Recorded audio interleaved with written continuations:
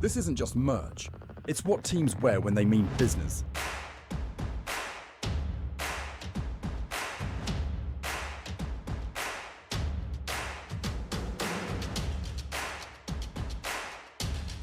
Every stitch, every print, every detail, made to perform.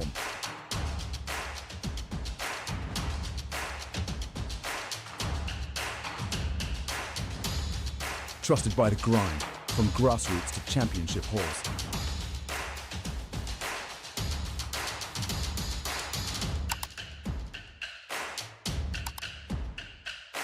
Build your team store. Wear the brand that wins.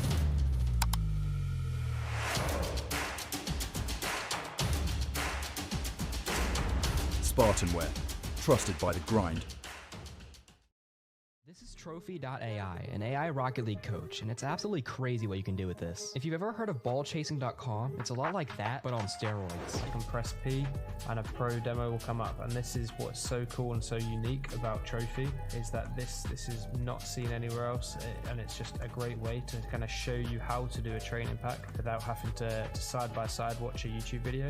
And this is actually really cool. Training paths. So you basically, you know the skill trees from Assassin's Creed, Spider-Man, Sekiro, you know that sort of games where you have to, you get skill points, use them, you unlock new skills. This is sort of very similar, but instead of actually getting skill points, you're actually doing the mechs. And also a cool feature as well, guys, watch this.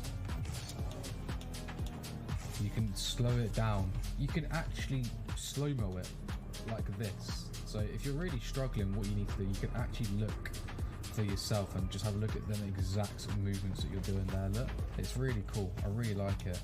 And Alongside helping with mechanics, it also has a feature that analyzes any of your saved replays. That way you can see what you're doing well and what you need to improve on. It even has this cool post-game analysis that you can see stats from the game you just played.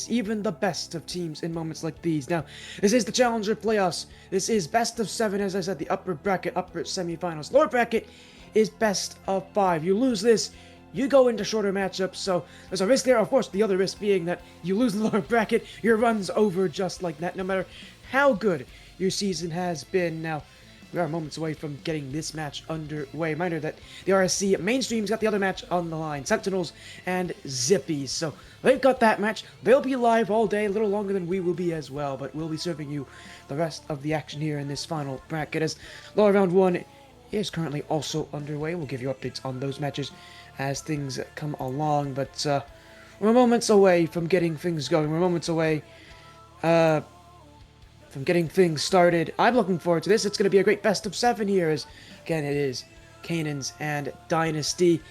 We'll give a little bit of time to get things set up, a little bit of time to get these players in the lobby, but with it being a best of 7, with it being timeouts, of course, in play, you want to make sure you get off to the best start you can. See, for a lot of these teams, they've been practicing, they've been learning, they've been getting used to being in this situation. One of the things, though, that's very interesting about these teams in the top is that they haven't had the plans. They haven't had these extra matches, so they've got a lot that they're going to have to work with, a lot that they're going to have to kind of get used to quickly here in the Challenger division. So we're moments away from starting. We're moments away from getting things going. We're moments away, again, from seeing Canaans and Dynasty as well. So I'm looking forward to this. We've got a great match up ahead of us here, as we are moments away from starting again in these best of 7. 4 wins, and you're into the top 3 already. Of course, everybody looking at that championship to be where they can stand atop the rest. We're not too far away now. I think we're just waiting for the players to be ready here, but as soon as the players are here, you know exactly what that means in this division. Canaans, 10-0.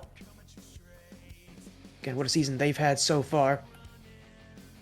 Dynasty on the other side, trying to separate themselves from the rest. Canaans, as I mentioned, 10-0. They've been unstoppable, to say the very least. Only 2 teams in this whole tournament have been 10-0. Zippy being the other. Again, they're on the other side of the bracket on the rsc-eu stream. Dynasty, by comparison, went 8-2 through their season, so they themselves have, again, a number 2 out of the Ignis Conference. So, you know, one of the worries they have for teams that are so dominant in their own division, like Canaans, who are, again, going 10-0 in the Glaciers Conference, is that when you go through a division unbeatable, you don't understand what losing is like. You don't understand what suffering is like, in a way, and that's a concern I have for any team that does as well as they do. I mean, they went 30-13 in games won to games lost, so a pretty reasonable difference. I will say, with a ton of losses for a team that's been as good as they have been, they've actually lost more than a couple of the other teams below them in rankings. So, something to look into the Canaans would be, again, how used they are to losing games, how used they are to having themselves put on the back foot. I think a lot of teams that do as well as they do struggle to be able to recover when behind. So, let's get things going here. Apparently, players are ready to get things underway. I'm looking forward to this. We've got a great time here. We've got a great game. Hopefully going to begin in any moment here.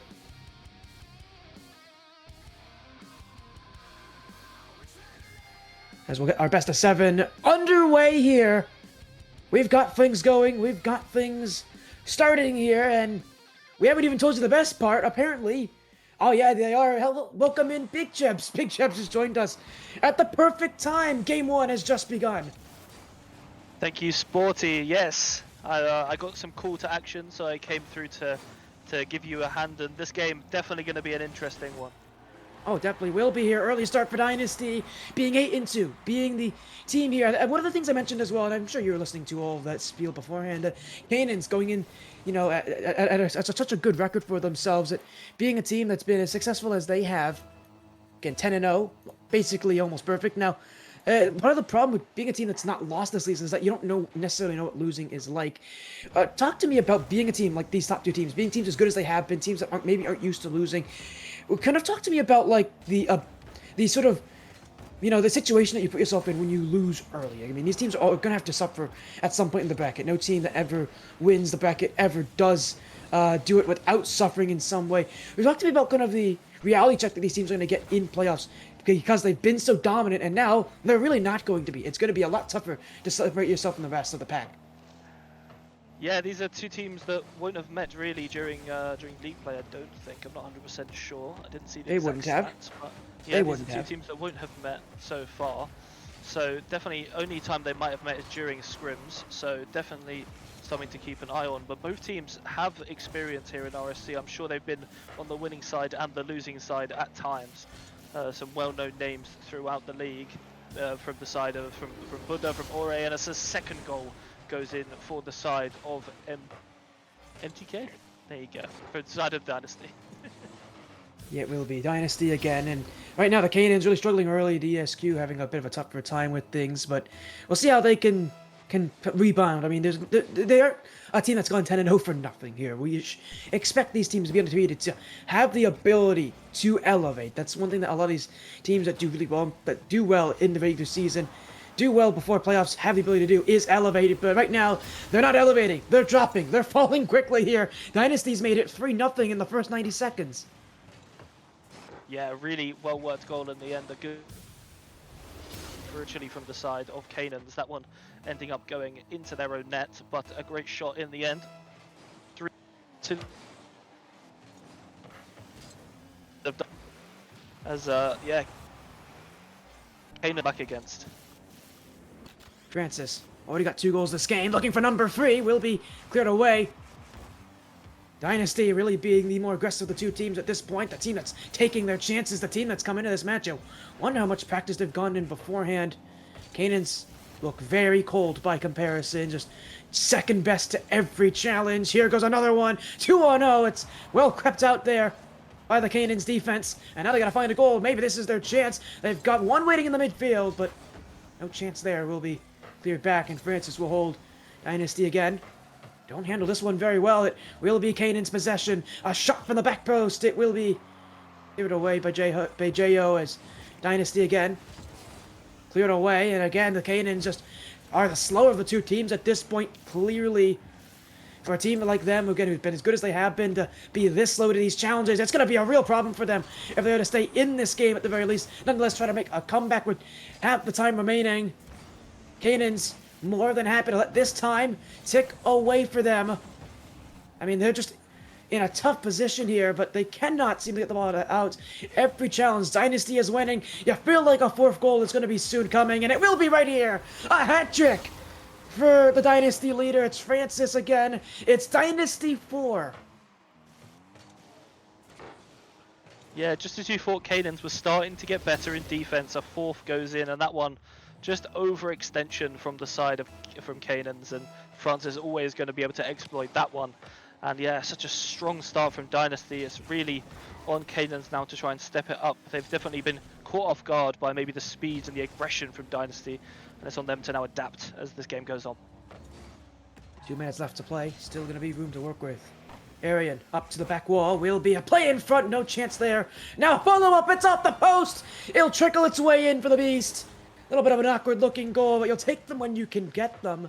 The Canaans have struggled this game mightily. Only 3 shots compared to that of the 11 of Dynasty. But you'll take any that you can get here. It's been a difficult road so far for the DSQ favorites, as they'll just have to wait and watch again. They're going to look for a second goal. We knew a goal from them was likely to happen sooner rather than later. This is the kind of team that you'd be surprised to not be able to find much going with offense.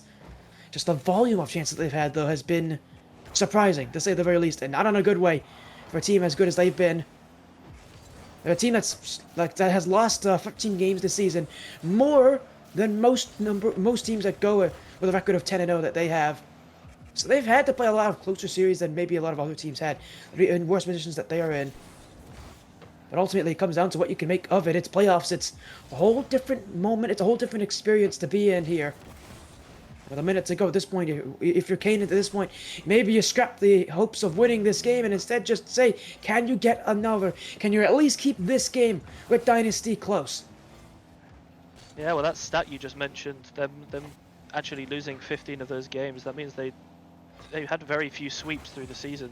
That means they know what they need to do to close the series out and to get that win over the line. So as this one goes on, definitely might start to see them step up as a second goal going in for the side of Canaans, and a very well-worked goal in the end. A ball across from TSA, and that one will be tapped in the end. And yeah, a great worked goal, and it's closing the deficit down. 40 seconds to go. We could see a comeback on it. Yeah, there's absolutely a possibility of a comeback here if they play the cards right here, Canaans, but they're going to need to work far a lot more quickly than they have before. And as we've seen so far this game, this Canaans team doesn't seem to have a sense of urgency with them. They need to be able to just take things a little bit faster, take a step a little bit quicker, a stride a little bit earlier. They don't have a lot of time to play with here, as it will be up the back wall. Tough read for Buddha. Well played, though. It's going to be launched to the back of the field with a little bit of help from a teammate. Beast. Oh, doesn't connect well on it. It's going to be pitched towards their net. Will be held by the Canaans. Not easily, though, as it will be cleared away here. Infield pass. Looking for free. It's too slow. In comes Buddha, who will shut that one down. And any hope of a comeback this game, it will be Dynasty of Mistaken Esports who take game one, and with it being a best of 7, 3 wins more needed for them to advance to the upper final here as well. But we saw a game where it just felt like Dynasty in the first 3.5 minutes could do no wrong. In the last minute and a half, Canaans definitely were the better team. That's something that they will absolutely be clinging onto here. The Beast had 2 goals, and Canaans, again, looked like the teams we were expecting at the end of this game, but ultimately, Big Gems, first 3.5 minutes really was all Dynasty, and Canaans, they cannot be playing that slow, sluggish, kind of relaxed game again, because it's not working for them. It's not going to work against any team here. Yeah, definitely. I think in that first game, Dynasty came out swinging, and Canaans just weren't ready for them, and as the game went on, they started to come back into it. So I think going into this game number 2, they're definitely going to look a little bit more like themselves. I think they got caught very off guard by the speed, maybe a very different play style kind of scrim before. That might have led to them playing a little bit slower going into game 1. But in game number 2, we saw them start to bring it back here in game number 1. So I think we're going to see a stronger start from the side of Canaans. Yeah, I love what you're saying as well. I would hope to see a stronger start from the Canaans, knowing what this team has been capable of, knowing what this team has done this season. You're right, they haven't played against this Dynasty side. Still, you expect teams to, at the record that Canaans have, you don't get to that record by accident. You don't go 10-0 just because you feel like it. You go 10-0 because you deserve it. And they're one of the 2 teams that have gone 10-0 in the Challenger, in Challenger, and you would expect them to show that here in this playoff matchup. It's a different situation. You expect some fight from them, and we'll need to see that here. I want to see them pick up the pace, though. The last game felt really slow from them.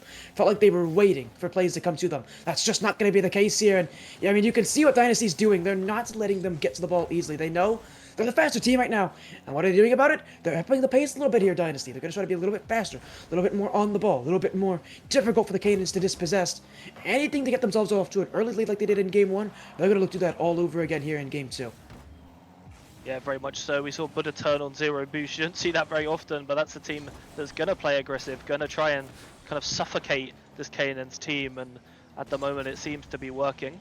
As finally, I think we see Canaans. No, Jeho cutting that one out. Going to try and play it across to the middle, off the backboard, towards Francis, cut out by TSA.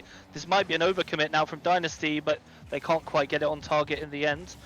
Now TSA down to Arian, trying to play it across into Francis, who's now trying to bring it forwards.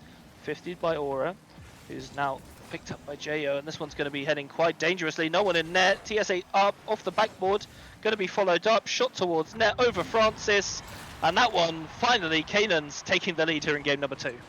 We've seen moments where these teams now have both been able to hold the midfield. This one, well played for a Canaan side that again needs an early lead at some point. Took them a little while. They're definitely, at least from what I'm seeing, not a team that's exactly going to get the lead easily, or quickly, I should say, for the Canaans. But they're a team that clearly has the rotation to hold on to leads. I think that's probably part of the reason why this team has played close, is that if they get off to bad starts, it really struggles for Canaans, because they don't look like a team that's going to score very much. And that's not a bad thing. We've seen so many teams who don't score very much do well, and that's because they have such a good rotation, such a good structure that teams don't get many plays against them. They're able to take leads and hold them. We'll need to see if they can do it again. Beast off the back wall!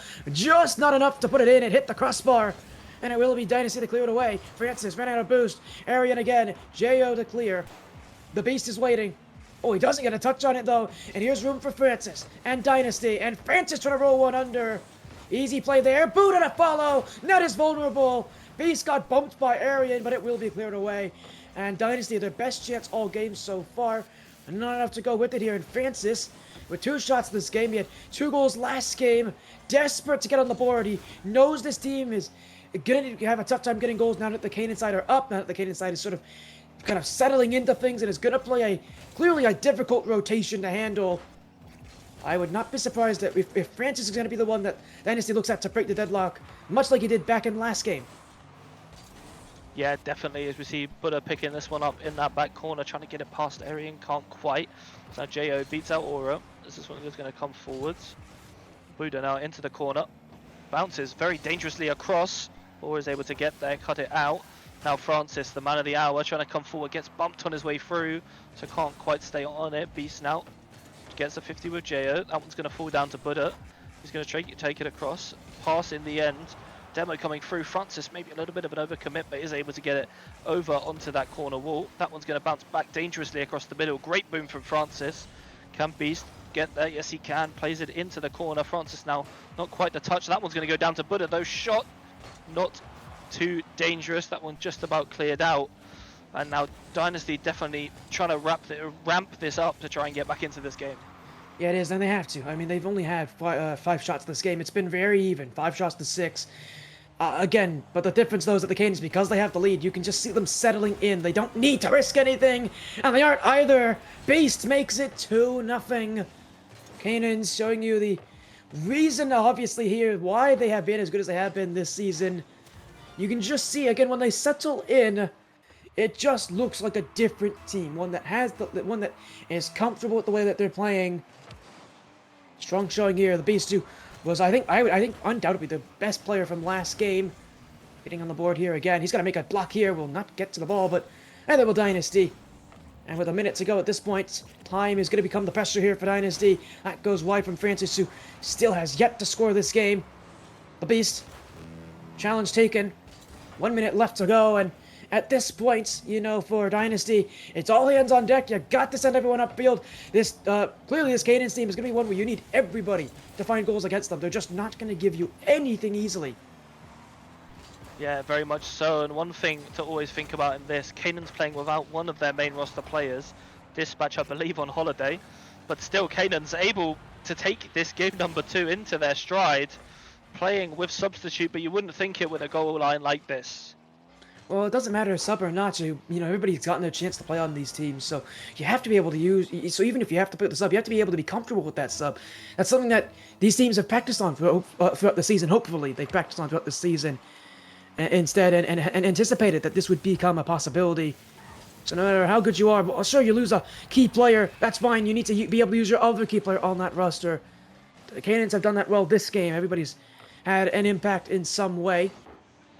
Dynasty will get a goal late, but at this point for Buddha, it might just be too little, too late. 30 seconds, sure, enough time for 2 goals, you would say, but realistically, we're likely going to Game 3 with an even series. And unfortunately for Dynasty, after what we saw in Game 1, clearly Canaans are a team that are going to chalk that up to a slow start, because this is a much different looking team, and one that where if they can just get a lead, and it seems like they are likely to get leads in these games, they feel so different. I mean, it's a different look for them. When they have a lead, I mean, it's just a different feeling for this team. Clearly, that's where the Canaans are going to be most comfortable, and that's what they absolutely need to do in every series they play in, is score first. Very much so, as game number 2 going to Canaans, tying up this series. And definitely in that game number 1, you saw Canaan starting to kind of understand and to come back, and they really showed it here in game number 2, taking this one with quite a comfortable lead. Yeah, I think it's often something that a lot of top teams do is adapt really well. And well, I don't know why I'm saying often. That's what every top team should be able to do really well here, is adapt. So I'm assuming we're going to get to see more of that. But Canaans, I don't know if that was adaptations though, or just a bad start in game 1, because realistically, game 1 didn't look very good for them. I don't think it was an adaptation, more so just them warming up. And that's not uncommon for teams that have gone as well as they have. They often sort of relax a little bit going into playoffs, when in reality it should be the exact opposite. And they're realizing, and I'm sure in game 1 they realized these are not the kind of teams you can just play relaxed to. You need to take things seriously. So by the end of game 1, we saw it. Here in the entirety of game 2, we saw it from them in Dynasty. You know, being the team that looked better in game 1, now the team that's kind of facing the deficit against them. We'll need to do a lot to adapt to the pressure ahead of them here, but for a team like Dynasty, I'm sure that's something that they were anticipating and something that they can do. Yeah, definitely. I think in that game number 1, we saw Francis kind of really in his element, and that game, Canaans didn't really let him do what he wanted to do. And going into this game number 3, it's on Francis to kind of find that space, get those goals, and his teammates to kind of work their way around it to get him those opportunities. Dynasty had, what was it, 11 shots in game 1? I think they only had 6 in game 2. So simply put, the shooting output, I think, is really what hurt Dynasty here. Not necessarily from Francis, although, of course, Francis' lack of goals was definitely telling, considering that he had 2 in game 1. But it really just came down to the lack of shooting, the lack of lanes that Dynasty were given by the Canaans. I mean, the Canaans may not be the faster of the two teams in these challenges. What they are doing, though, better at these challenges, even if they don't connect with them, they're forcing Dynasty to give the ball away. They're forcing them to challenge. I mean, even here, they missed the challenge, and yet still you see Orion Astrahi get to the play and get the bump. And so you're seeing the Canaans, like, the gears are turning in their head right now. Even if they're not going to win these challenges, even if they're not going to beat them in pace, and it seems like they're not going to beat a lot of teams with pace, and that's not a bad thing. What they're doing is they're playing a smarter rotational game, one where they're going to just get to the ball because the way that they're playing is going to force Dynasty to give the ball to them. So you're seeing a lot more intention with what these challenges are doing, and you're seeing a lot more success as a result. And it's going to be real tough to break that out of the Canaans. A team that can rotate and play the 50-50s that well to where you give the ball away to them consistently, that's not something that is just done easily. That is something that is really tough to break once a team is able to figure it out. And it seems like Canaans have. Definitely, and Buddha, being GM of Mistaken Esports, definitely going to be wanting to take this one, bring his team forwards in this playoffs, as now Francis trying to bring us forwards. A little bit of a mistouch from the Beast, but Arian able to clear that one away. Buddha to the sidewall, Francis forwards, onto the backboard, but the Beast is there waiting. He's now going to try and take it forwards, pops it to that sidewall, doesn't have too much boost to work with, meaning Jo can cut that one out. Area now trying to come forwards, doesn't have too much boost to work with, is cut out by Francis. Buddha forwards, again cut out by Aura. The Beast is there, but Jo able to get that one up and over the top. Going to fall down to Arian, who's going to bang it forwards. A great cutout by Buddha in the end, but no one from Dynasty able to pick up on it, as this one is going to end up back in Canaan's hands as the Beast try and bring it forwards. Jo in that corner, keeping it just out of harm's way, or across to the middle. Francis and Buddha both up, is able to clear it away. And we're starting to see Canaans really putting some pressure here on the Dynasty defense, but they're holding well at the moment. Yeah, a lot of what is worrying for me right now with the Canaans, the way they're holding pressure right now. They're just sort of waiting for mistakes. You can't do that. You need to put something on. Well, as soon as I say it, that was a perfect shot for Orion Astrahi, who I don't think has scored yet this series until now, almost halfway through game 3. What a perfect shot, the bottom right corner. Those are the kind of margins you're going to get in the playoffs. Those are the kind of margins you need to work with the Canaans. Do well here. That is a perfect shot from that distance. So I was just about to say how the Canaans needed to be a little bit more creative with what they were doing. Well, there's a little bit more purpose for you. 1 goal up halfway through the game. So clearly these games aren't going to be that high scoring with the way that Canaans are performing, and I don't think they mind that very much. If they're in the lead, this is where they're comfortable now. So for the Dynasty, their job has gotten a whole lot tougher, because if they had any chance to take this game, it was going to come down to getting that first goal. Now, if they don't have it, the job's a whole lot tougher, because Canaans aren't going to be nearly as are going to be a little bit more risk adverse, aren't going to take nearly as many chances. It's going to be a whole lot tougher to come back. Yeah, a close shot there from Buddha just off the crossbar. That one's going to be pinched all the way down the field. Jo going to have to try and come across to it. Is able to get there in the end on the backboard. There's now Arian back across into the middle. Buddha maybe going to get there first. No, Francis in the end. Now Buddha following this one up. Aura's going to beat him to it.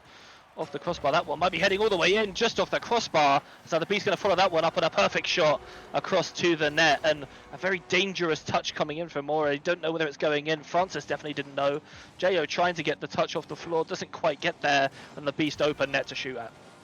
Did it as well, an open net there. The Beast has been clinical so far this series. You said it, compared to Francis, who has struggled mightily since game 1. You're seeing the top players looking to show up consistently here, and the Beast being that top player right now to show up consistently on the Canaans. I mean, it's not even a team where they're relying heavily on the Beast, although he is going to get a lot of their goals, it seems. Everybody's kind of doing their part in getting offense, but again, the Beast really looking to be that difference maker for Canaans if needed. So far, he really hasn't had to do too much since game 1. Canaans are up 2-0 now. So for Dynasty, it looks like it could be a repeat of that second game all over again. Just throwing plays on net right now. The real problem for Dynasty, though, is that in terms of their shooting opportunities, they're good, but they're not good enough. I mean, Canaans are doing a really good job at rotating in well and being able to meet these challenges, even when maybe things get a little bit dicey for them, a little more difficult. They always seem to have a rotation, always seem to have a player in behind. Unless this Dynasty side is going to do something to disrupt that rotation, it's going to be entirely different. It may be entirely impossible to get second and third shots on a net in an offensive sequence, because the way the Canaans are rotating, they don't give you that time to work with. Yeah, the second man from Dynasty really kind of not showing up when needed, and that means from the rotations that Canaans are holding mean that if their second man isn't ready and pushing up quickly, they're never going to be able to get the follow-up on a pass or on a touch towards net, and that's really what is making Dynasty struggle at the moment. With only 15 seconds left here in game number 3, Canaan's really looking like they're in the driving seat of this series as they hold them to 0 goals here in game number 3. And to be honest, it hasn't even really looked like Dynasty have had much choice in the matter. No, it really hasn't been. Once Canaans get into the lead, I feel like these games could be over at that point, because Canaans are proving it might be impossible to make a comeback to them once they get a lead, and that would be a good reason for why this team is as good as they have been this season. Because if you're a team that is so good at holding leads that you don't give your opponent goals, and was it games 2 and game 3 now, clearly you are doing something right in your rotations, and we're seeing that here, where it just feels like once Canaans get a lead, they don't give it up. So solid for them. Another game. It looks like I get a carbon copy of game 2, 4 shots to 2. They didn't shoot that much for the Canaans, and I think they're perfectly fine with that. And a game that takes less goals, it favors them. It feels, because in terms of first efforts, the Canaans right now, they've got the better first efforts, and unlike Dynasty, in a good amount of their situations, they can stack up a couple extra shots on offense. They can stack up a couple extra plays. We're getting a call here by mistaken Esports Dynasty. Tactical timeout used. So I think this is the right time to make it. 2 straight games where they have had, as you said, nothing to say about it. Timeout, the perfect call here. We'll give them an extra minute in between games to figure things out, but they only get one of these a series. They better make this one count, because if not, this Canaan's team could potentially win the next 2 and take the series. And honestly, with the way that things are going, that does not seem unlikely. Yeah, just Canaan's looking so strong on that kind of defense and on those rotations, making it really difficult for Dynasty. They've got to come up with a plan of how they're able to kind of combat this. The way that I would think of doing this is just by getting those demos. Getting those demos will just completely shake up the rotations. And at the moment, we haven't seen too many demos coming through from the Dynasty team. We've seen, I think it was Arian racking up almost 5 demos in that last game. So that might be what's shaking Dynasty so much. And I think the demos coming through from Dynasty onto Canaans will shake up that defense, give them some more opportunities. And yeah, I think that might be their best option going into game number 4. Well, the only question I would ask is if they're willing to take that risk. I think there's a lot of teams that would love to go for a demo-heavy playstyle, but they aren't willing to take that risk. I agree with you. They need to do something to shake up this defense of Canaan. Simply put, they're not doing enough to make the defense of Canaan have a difficult time. It feels too easy for them. It feels far too easy. They're just being allowed to rotate in and play their game, and they're doing a better job at it. And initially for Dynasty, I think their hope was that they would just have the better efforts. They could get a lead and hold on to that lead against the Canaans. Clearly, that's not the case. What they're going to need to do, as you said, if it's not demos, it's do something to shake up the defense, make their job a little more difficult, test them in some way, and we just didn't get to see that here. So we'll keep things moving, we'll keep things going. But that timeout, we're nearing the end of it here. We've burned through a good amount of it at this point. Any final words you want to mention before we go right back into this game? It's a struggle really for Dynasty, as Canaans are just playing such fundamental kind of plays and play style, just making it really difficult for them to kind of do anything in this series. So yeah, it's going to be completely kind of shifting their play style, and it's whether they have the confidence. I mean, they're a better team kind of out of the teams here in Challenger. So if we can't see Dynasty change it up and kind of get these plays going, I can't really see many other teams challenging Canaans through this bracket. Timeout is over. The only one you get this series if you're on the side of Dynasty. Let's see what it does. Typically, these timeouts reset the series. They don't and typically the teams that use them are favored in it. We'll see if this is the case. The Canaans, though, once again, if they can just get that first goal, you would worry. the timeout may not have been able to do its effect. So what's really going to be huge here is if they can score first. Dynasty desperately need to get a lead of some point. They haven't had one since all the way back in Game 1. And if I'm not wrong, they basically haven't scored since the end of Game 2. So, and even more importantly, Francis, you said it, the top goal scorer from Game 1, hasn't scored since Game 1. So we need to see Francis show up. We need to see the lead for Dynasty show up. We need to see more of Dynasty show up and show up early in this game. They cannot afford to let this Cannons team get on the lead early. Yeah, Dynasty definitely coming out a little bit more aggressive. We've already seen 3 demos in the first 45 seconds. Maybe they're listening in to my comms. I'm known as some sort of prospect coach at some points in my career. But here we are, as they're trying to bring this one forwards. Francis, not the greatest of booms, but he's going to be picked up by Buddha across to the side wall. He's going to be waiting for him, but a good 50 comes in. Arian can't quite connect, but the Beast is there to kind of get a touch away. Aura not able to get anything on that. Now it's just the Beast left in defense. Ball across, but Aura able to scramble back and get that one away from Francis. Now Buddha, last man in the end, can't quite get the clear away, but his teammates come to his rescue as now the Beast bangs that one back across the middle. Arian, great demo in the end, but not quite able. Anyone from the side of Canaan's able to get on it. Buddha whiff in the middle, but Arian not expecting it to be able to follow up on it. And now Francis bangs this one forwards, cross to the middle, but again, no second man from the side of Dynasty. And it's really kind of what they need in this game to be able to get out of their own half and get some shots towards net. But when you go for a demo heavy playstyle, you're not going to have that follow-up chance nearly as easily, because that would require everybody to go upfield, and I can't imagine any team in this playoff is going to be willing to do that consistently. It's so risky. So it comes down to getting a good shot going. Well, it goes right here, in for HOUSEWORK, the first lead for Dynasty since Game 1, and Ore, well, that's just a poor challenge, and even worse from the Beast, who doesn't get to connection on it. This Canaan's team has had to deal with a lot more chaos this game, and you can already tell it's making this team a whole lot more uncomfortable. Definitely, as Buddha and Arian getting us underway yet again here in game number 4.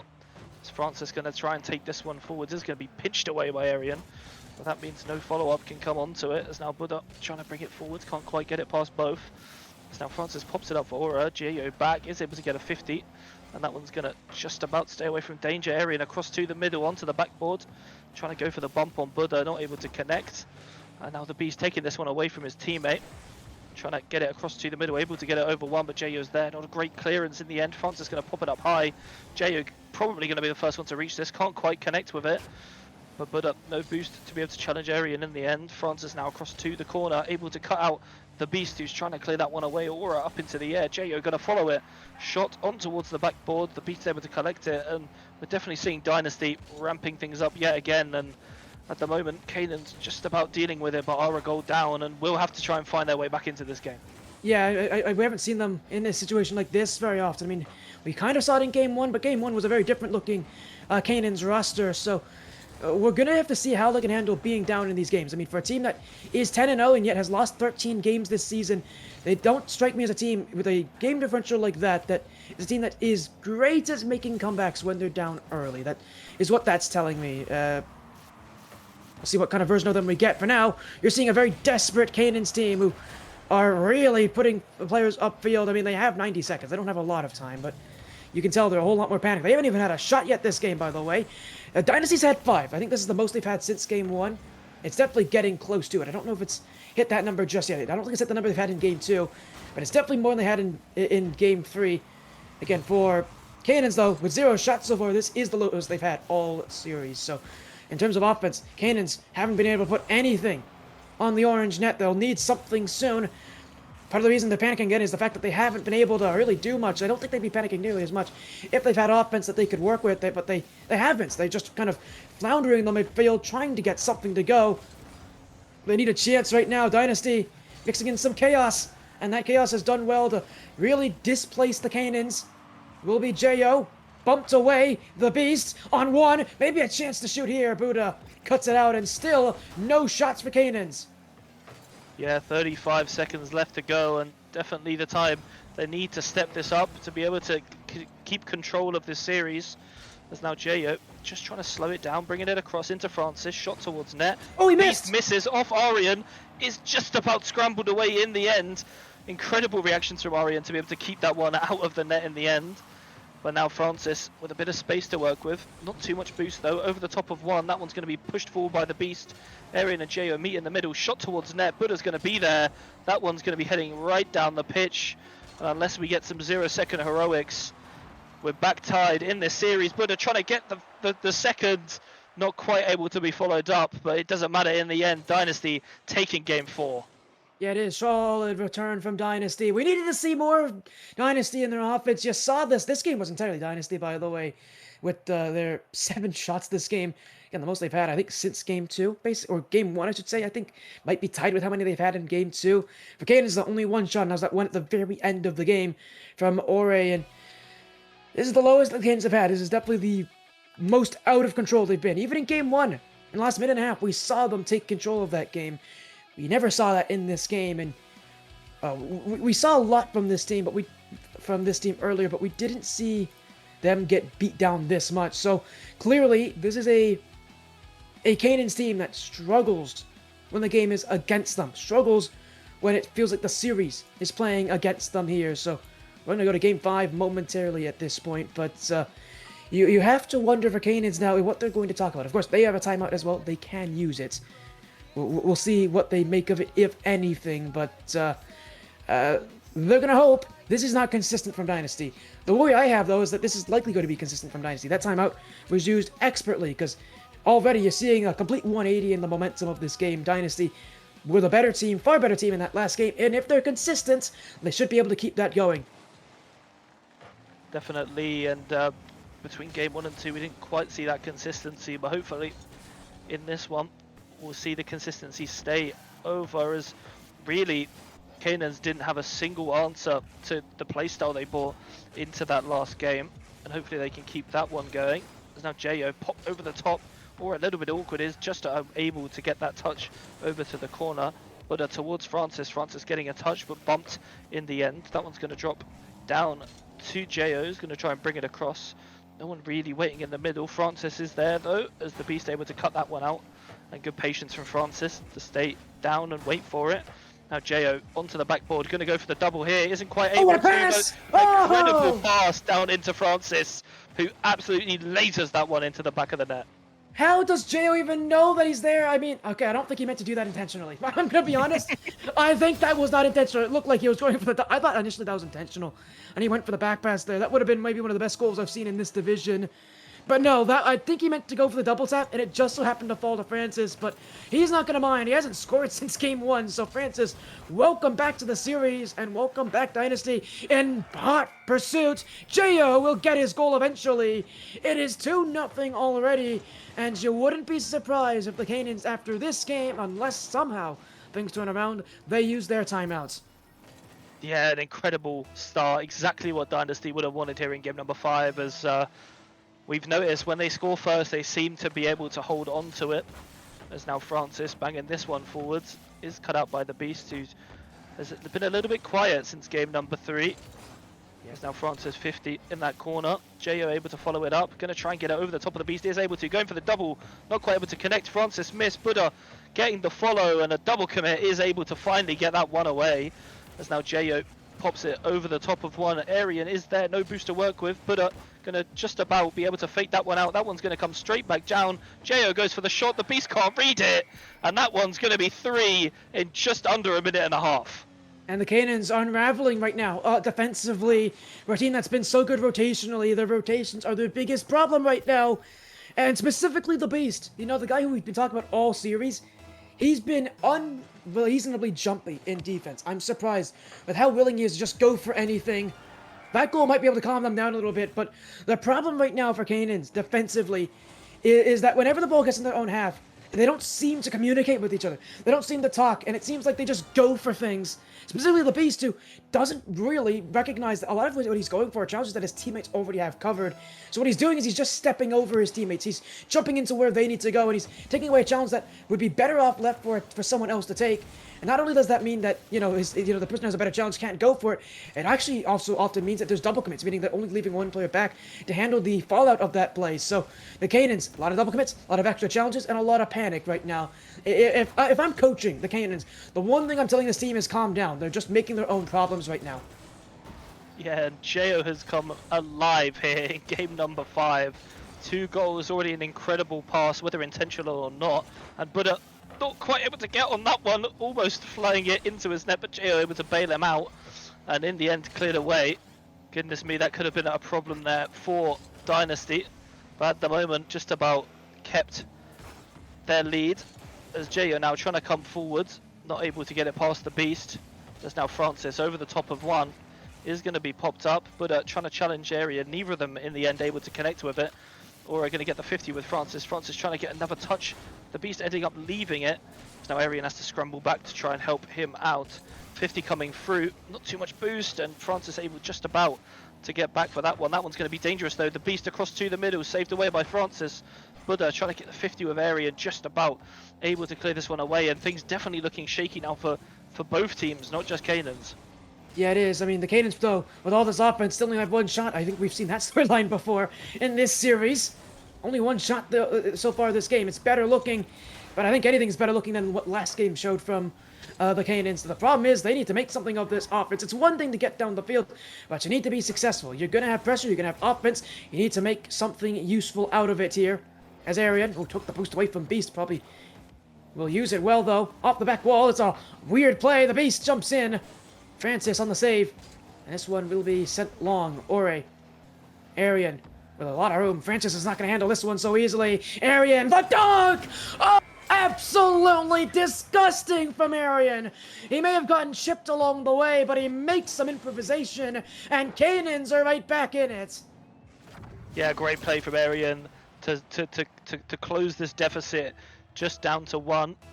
There's now Dynasty, maybe the shakiness that we've seen so far coming back to bite them, as Buddha able to play this one to the sidewall. Shot coming in through from Arian, not too much boost from Jo. Is able just to tip that one onto the post, but they're now going to follow this one, pop towards the middle. No boost to get the second touch, as a bump coming through from the Beast onto Arian is going to be a little bit awkward, but Francis able to collect this one and try and bring it forward. Arian now leaving that one for Ore.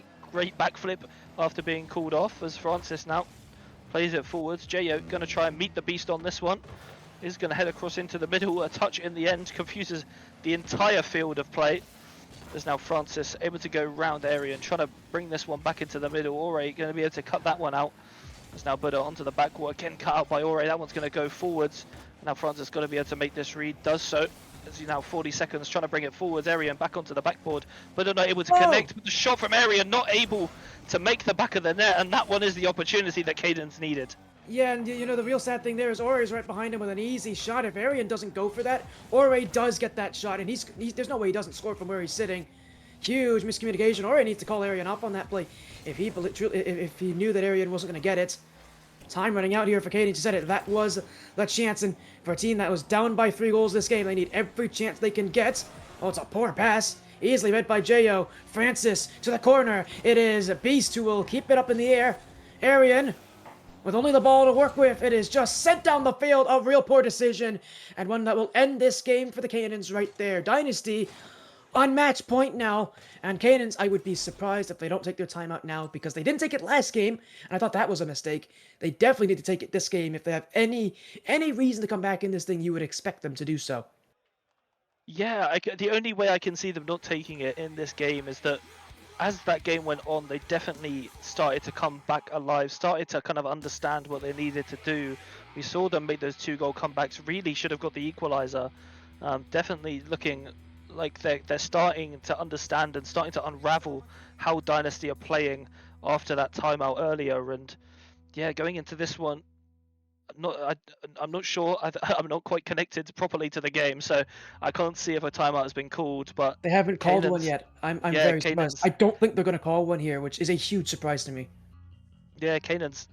I can understand why, but it's kind of their only opportunity really to use their timeout, and I think now would be the time to use it. I would have actually said last game was the time to use it. Typically, I recommend for teams to use it after you lose 2 games, because that typically means your opponent, even if they've won those 2 games in different moments, it's because typically when a team wins 2 games against you, they know what your tendencies are. And you typically haven't had the chance to adapt to those tendencies, so it gives you that chance, but they aren't going to choose to use one here. So we go to game 6, no timeout use from the Canaans. Reminder that because this is the upper bracket, Loser of this series is announced, but you do risk elimination in the lower bracket after this round. You don't get the break in. You got to play immediately afterwards. So, odd call here, and it may not help them out right now because Dynasty have been given an absolute gift in Game 6, 9 seconds in. I mean, at this level, you got to be able to get that one off your line there. Huge mistake from everybody defensively. And I don't think even Buddha could understand just how easy that was. Dynasty will be more than happy to take it, but Canaans should have never let that even be an opportunity. Yeah, the GM pushing his team towards that upper bracket, I believe, semi-final, final, I think at this point. The upper final. The upper final, as now Francis trying to keep this lead alive, as being gifted that one so early really gives Dynasty very much the upper hand here in this series now, as the Beast trying to come forwards, starting to see him come back alive in that last game, but coming into this one, definitely the whole team having to come together, maybe those communications becoming a little bit more concise and easier, as we saw quite a few mistakes in that last game that really didn't lead to them getting their equalizer. Will be Ore, Francis to save. Ore again. Francis, who's been taking more of a seat back. He hasn't been the high goal scorer in this series, but really you don't have to be. There's no need to be a Dynasty, because clearly one thing that they have realized, at least that they have done well, they've taken the lead early, and they know once you put the Canaans on the back foot, it's up for them to respond. They become more antsy, and they jump for more challenges. They're much more risk-willing, and that's where you can exploit them here. Buddha makes it 2-0. He's got both goals this game, and Dynasty, right now, are on their way to the upper finals, on their way to upsetting IT with a perfect record this season, as long as they can keep this lead going. And, well, for the Canaans, they've tried to make comebacks before, but every single time this series that they've dropped down early, they've dropped a goal early, they've never been able to make the comeback. Yes, and maybe this is the time they need to break that tradition, as otherwise they'll be dropping to that lower bracket. So that one's going to be sent across, not quite able to put it away, and this one's a bit of an overcommit from the side of Canaans, but they're going to follow it up, going for his hat-trick, not quite able to get it in. The Beast ending up getting up there with Ore to clear that one away. Francis now back across to the middle, trying to get another touch down to Buddha, not able to get it on target, but Dynasty really looking very, very strong, looking like their game one selves, as this one's going to pop across. The Beast and Ore trying to clear that one away, not quite able to, as Arian's going to have to pick it up, bring it down this sideline. Is able somehow to get the boost. That one's going to bounce across, but no one from Canaan's able to follow it up. And HOUSEWORK now trying to clear this one away, is able to get it past one. That one's going to head into the middle. No one challenging it at the moment. Arian going to pick it up over the top of Francis, as he's going to pick up that back boost, try and clear it away. The Beast is able to get the 50 with HOUSEWORK. HOUSEWORK now up against the zero boost. Arian able to scramble across, and that one very dangerous for the side of Canaans. Will be Beast to clear it away.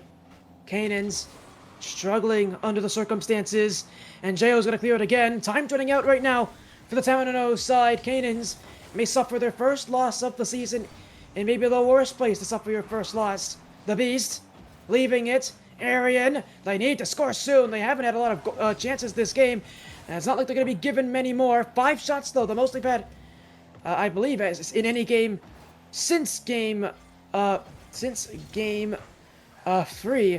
Canaans, every single game has gotten a little bit better at getting chances. The problem is, these chances haven't been all that useful so far for them. They just haven't made much of their plays. Ore to the back wall. We'll leave it in front for the Beast. Oh, he chooses not to go. It's a fake instead. Francis right on top of it there. And Canaans, they cannot be playing that kind of game. They gotta be just going into these plays. They gotta be getting a sense of urgency. Time's not on their side anymore. So too are the chances that they're going to get. They need to make these plays count. And more importantly, they need to do something to disrupt this defense. Yeah, we've really seen Buddha. We haven't really spoken too much about him through this series. And in this game, he's come to kind of hold Mistaken through this game at number 6, as that one almost finding its way in. Buddha now trying to come forwards, cut out by the Beast, but that one's going to be a little bit dangerous. Arian, only one with boost, is able to get it away. Francis cross to the middle. Jayo's going to be there, shot towards net. Ore can't get there, and that might be the final nail in the coffin for Canaans as Dynasty make it 3. Yeah, I think that might be the goal that ends it out here. Canaans have been very risky this game. You knew that then an overcommitted, you knew that leaving the net vulnerable was going to be part of the game plan at the end of this game. But unfortunately, the Dynasty side doing exactly what the Canaans did earlier, and that is, once they get a lead, they just don't leave it. They don't drop it. They don't let you come back. And the Canaans, despite their efforts, I really think that not using their tactical timeout was the big call this game. Oh, what a shot for J.O. As if it couldn't get any worse. He's just absolutely dumped one on the Canaans, and, well, just to add a little bit of insult to injury, there is no chance you're blocking that one. Perfectly placed. Dynasty is in complete free play mode at this point, and again, the Canaans, you know, I think the big call for them this series, no timeout usage at all. After Game 4, and especially after Game 5, I'm so surprised we didn't see it, one used from them, and that might be their undoing here. Dynasty gets another one. I mean, this game was over since the third goal, but at this point, this is now just a statement from them going into that upper final. Yeah, Dynasty looking so strong. Really, Canaans in that game number 2 and 3 looked so unstoppable, and Dynasty completely flipping this series in the end and looking so strong, able to just kind of dismantle this team and ending up 5-0 here in this game. And a great save from Francis, being chased as well as a fast shot coming in, able to make that save. And yeah, I think this one is over, as Mistaken will be the ones to move into that upper bracket, as now Buddha gonna be putting in a 6th, and that one will finally tie this one up. Yeah, it will be, just making things even worse. I mean, he's just like wrapping things up. He said, putting a bow on it, and sort of letting everybody know that this is a Dynasty side that, while they went 8-2 in the regular season, are here to play in the playoffs, are here to be here in the upper finals. They've earned their spot, that's for certain. A 4-6 series victory. They advance to the next round of the upper bracket. As for DSQ and their 10-0 roster in the Canaans, their run now continues in the lower bracket. Elimination now at play for a side that, up to this point, was unstoppable.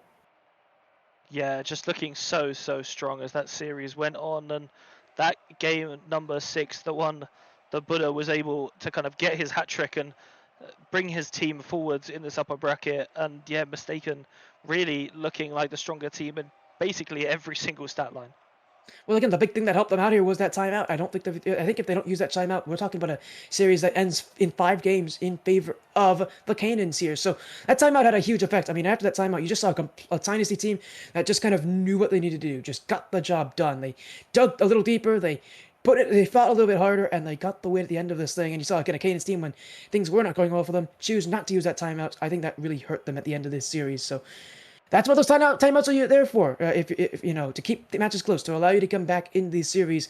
Dynasty used there as well, Canaans didn't, and Dynasty will take the win. Now, if we take a look at our bracket here, at what the rest of the bracket looks like at this point, of course, with J.O. apparently being labeled as the MVP, he definitely has had a performance of his own. But if we take a look at our at the bracket here as well, you'll see Dynasty have moved through, but no one else has. We're still waiting on the other series, but their result, they are in Game 6 right now. The Sentinels are leading 3-0, so there is a very real... Oh, sorry, Zippy apparently is leading 3-2 in that series. I think the bracket might be wrong, but apparently Zippy's leading 3-2. The Sentinels are leading 3-0 in Game 6, so we're likely to see a Game 7 in that series as well. So Zippy, Sentinels, their match still underway. Another team that's gone 10-0 in Zippy, struggling to be able to do well in playoffs, and that's not a new sight for us. We're used to that at this point, but it would definitely be unlikely to see both teams that have gone undefeated lose in the first round of playoffs. It does happen. It doesn't happen often, but it tells you the amount of parity that playoffs so often have. Yeah, playoffs just completely flips everything around. I think it literally, anything that happened during the season, when you get to playoffs, all it is seeding. Now it's just take each game as it comes, and Dynasty definitely did that, taking this one in their stride and moving on in that upper bracket, dropping Canaans down to the lowers. But yeah, we've got to kind of we've got to keep on going here in playoffs, and going on to our next game definitely is something to look forward to, as I think we'll be taking the loser from the other stream's game, putting them up against the other lower bracket team, and definitely one to keep your eyes on. Yeah, he said it as well. More matches to come. We'll let the rsc-eu A stream conclude. Once their match is complete, we'll know exactly who we have, what you know about that match, and more in just a little bit. We'll take a quick break.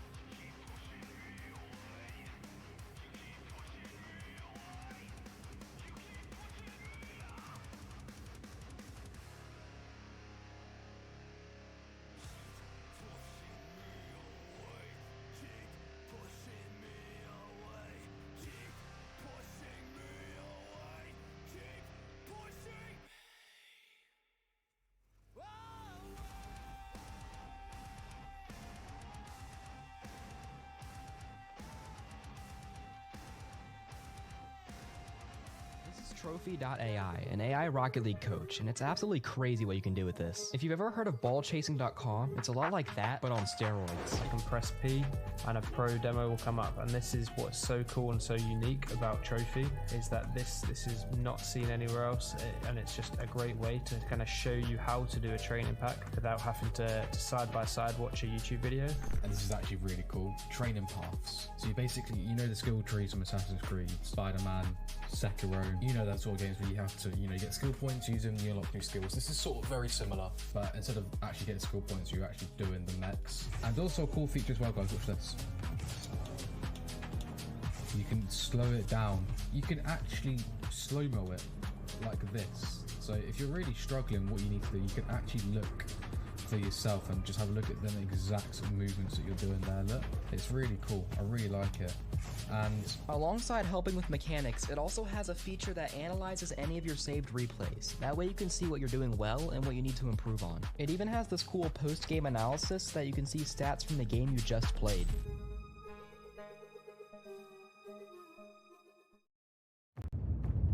This isn't just merch, it's what teams wear when they mean business.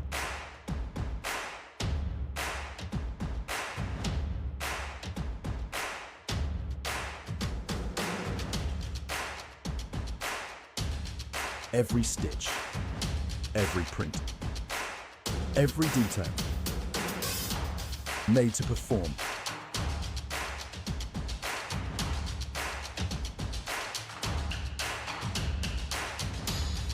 Trusted by the grind, from grassroots to championship halls.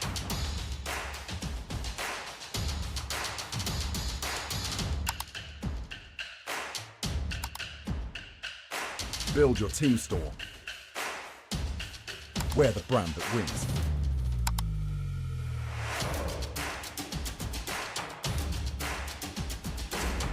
SpartanWare, trusted by the grind.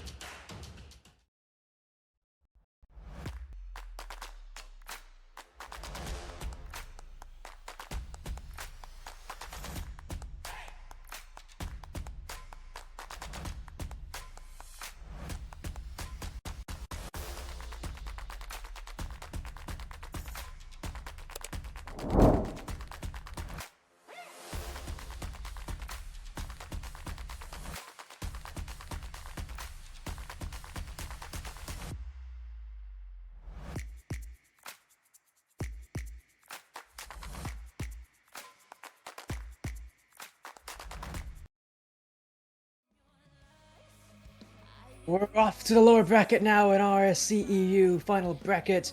The Challenger division continues here. SpartanWare joining me now is GM. We've got again Stingray in production. It's a big match here. Elimination on the line here on this stream for the first time today. Palida versus Sentinels here. Volpez versus Fort Templar. So GM, unlike our last series, this one has the whole season resting on it. You lose and you don't get to play here any longer. Yeah, I mean, Sentinels, they already had their chance in the upper bracket. Admittedly, it was against one of the favourites to win the whole thing in Zippy, and they took them all the way to game 7. Palida coming from the lower bracket, beating Qantas 3-1. So the momentum is with them, but the Sentinels were, even though they lost against Zippy, they still gave a very good account of themselves. So it'll be interesting to see how the series goes. Yeah, no, Sentinels are going to have to recover very quickly, though. After a Game 7 loss like that, you don't get a lot of time to redeem yourself. Palida's had time to wait to think about this match. I mean, they just took down Qantas to get to this point. So Sentinels have had, Palida's had some time to wait and to prepare themselves for this series. Of course, a 3-1 win there for them. Sentinels again coming right up a Game 7. On the other side of the bracket, though, rsc-eu with Nightmare versus Kanan. So the Kanan's team that we just saw lose, now playing with their season on the line here as... I mean, ultimately, Sentinels are going to have a tough job for them here. Again, having just lost their last series, given very little time to recover. I always think this is the toughest match for any team in the upper bracket to play. I always think this is the toughest match to play in the bracket. I mean, you've just come off a loss. You haven't had much time to kind of adapt and to learn. And unlike, the other series, the upper finals where the loser has to play immediately after as well, at least they have a win behind them. They have some wind in their sails. They know they've been able to get victories. At this point, if you are... at this point, you haven't been able to get a win today. If you're, if you're on the side of the Sentinels. You haven't won yet. You're still looking for your first win, and it's even worse now, of course, knowing just how close you were to getting to the upper finals yourself. Now you got to make this whole run to the lower bracket, a run that typically teams aren't able to make. So it's such a tough, difficult match mentally for this team. But as we know, skill-wise, Sentinels are favored to win this one. Polita has had a much tougher time in the regular season, so you know, we'll see what we can get to see out of these teams, but realistically, I mean, this match does favor Sentinels if they're able to get over the fact that they just came off a loss. Yeah, I think the standings in terms of like the league play, that definitely points towards like 8 wins and 2 losses compared to 6 wins and 4 losses, and a substantially higher win percentage and goal difference as well. So that certainly points towards Sentinels being the stronger team. I mean, slightly less goals scored, but a lot less goals conceded, so much stronger defensively. Very similar in terms of the number of demos, but I think for Sentinels, I think one thing that they will have to improve is how dangerous they are in front of goal. Just 28% of their shots going in, so maybe that will give Polita a bit of hope going into this series. Yeah, maybe it will. You said it. A team that struggles to shoot usually doesn't do much better in playoffs. Teams usually shoot worse well, it depends. You either shoot a lot worse or a lot better in playoffs is the way I look at it. I mean, playoffs typically push players to their extremes, and that is literally to their extremes. So, yeah, a team that you said has already struggled to shoot in the regular season. I guess now the question we ask is, are they going to be able to shoot better in playoffs? Because as you said, 28% shooting accuracy, not great, typically, especially compared to their opponents who are well over 30%. I mean, they're not too far from the average, I would say, in terms of shooting percentage here, but you need to be anything but average if you're going to do well in playoffs. So you said it. And really, those stats are important in playoffs, but really they aren't, because it comes down to how you play in playoffs. It comes down to what you do in this moment. I mean, we had a team that went 10-0 on the other side of the bracket lose in our first match of the day. So it really just comes down to how you play in playoffs as we're going to get closer into the series. And in fact, I think we're basically ready for this series. So I'm looking forward to this. We've got a great match underway here, GM, and Polita Sentinels. We talked a lot about Sentinels so far. What is the storyline for Polita here? What do they need to cling on to? What is kind of their claim to fame? I mean, they started in the upper bracket. They were in Players 8. They unfortunately lost to Dynasty, which sent them to a lower bracket, but they did beat Qantas, so they at least have a win. They have something to go off of, as you said, with that momentum, so they've got that going for them. But I think another thing is that, like, in playoffs, I think form kind of goes out the window. It's just a matter of who turns up on the day, and with it being a best of 5, with it being the lower bracket, with it being no more chances, the pressure is really on for both of these teams. Sentinels on the orange. Again, just coming off of a game 7 loss in the upper bracket. It'll be Polita in the blue. And Polita looking for their ability to keep this momentum train rolling. It's one thing to win your first match in the lower bracket, but this is where the real tough matches come into play if you're Polita, against the teams that have led in your division, led in the season. The road is difficult, it's not easy, and it will be one that you'll need to fight your way through. So we're in, and we're ready, and we're here to watch. As you said, a Polita team that went 6-4 in their season in the Glaciers Conference in Ignis.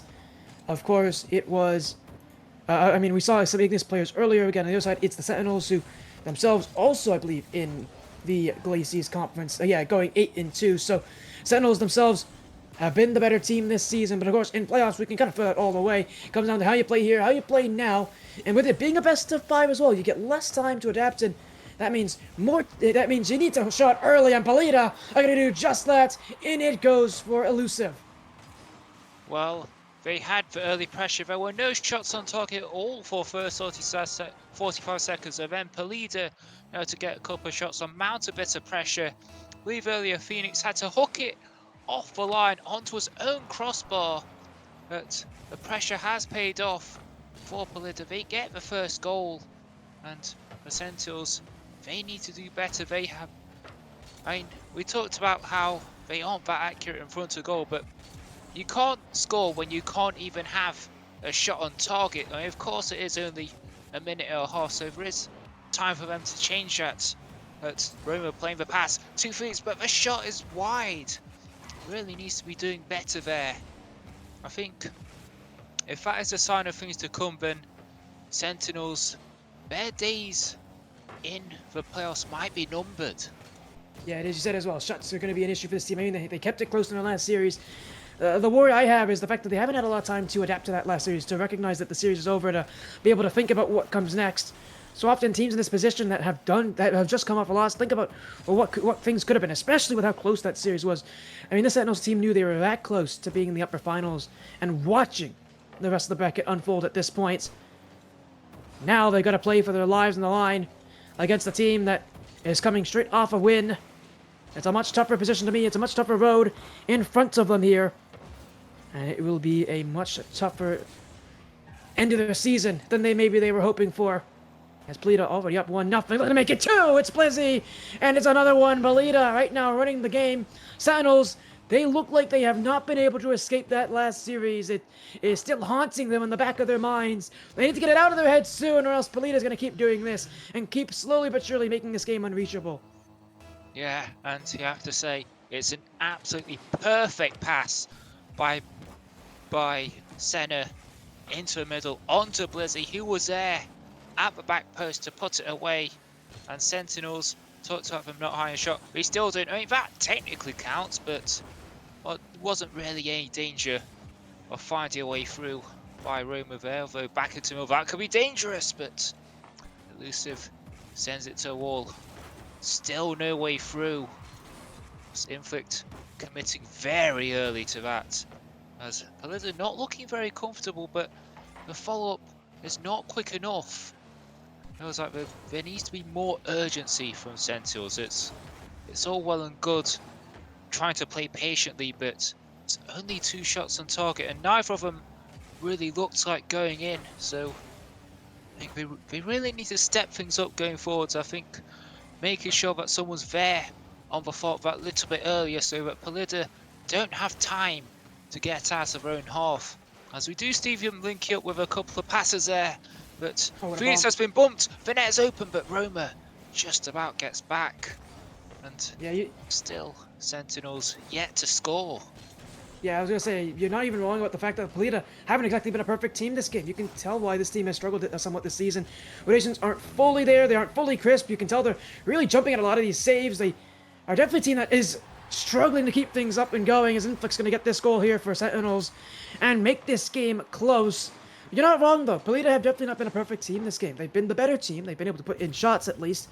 But they haven't been a perfect team. Their rotations have definitely been, at times, a little awkward and a little slow, and they've often left themselves a bit out to dry at times. They've sometimes left their rotation, their last player kind of wondering where everybody else is. So you're not wrong in that Pelita has not been perfect, but Sentinels have definitely been underwhelming, to say the very least, so far.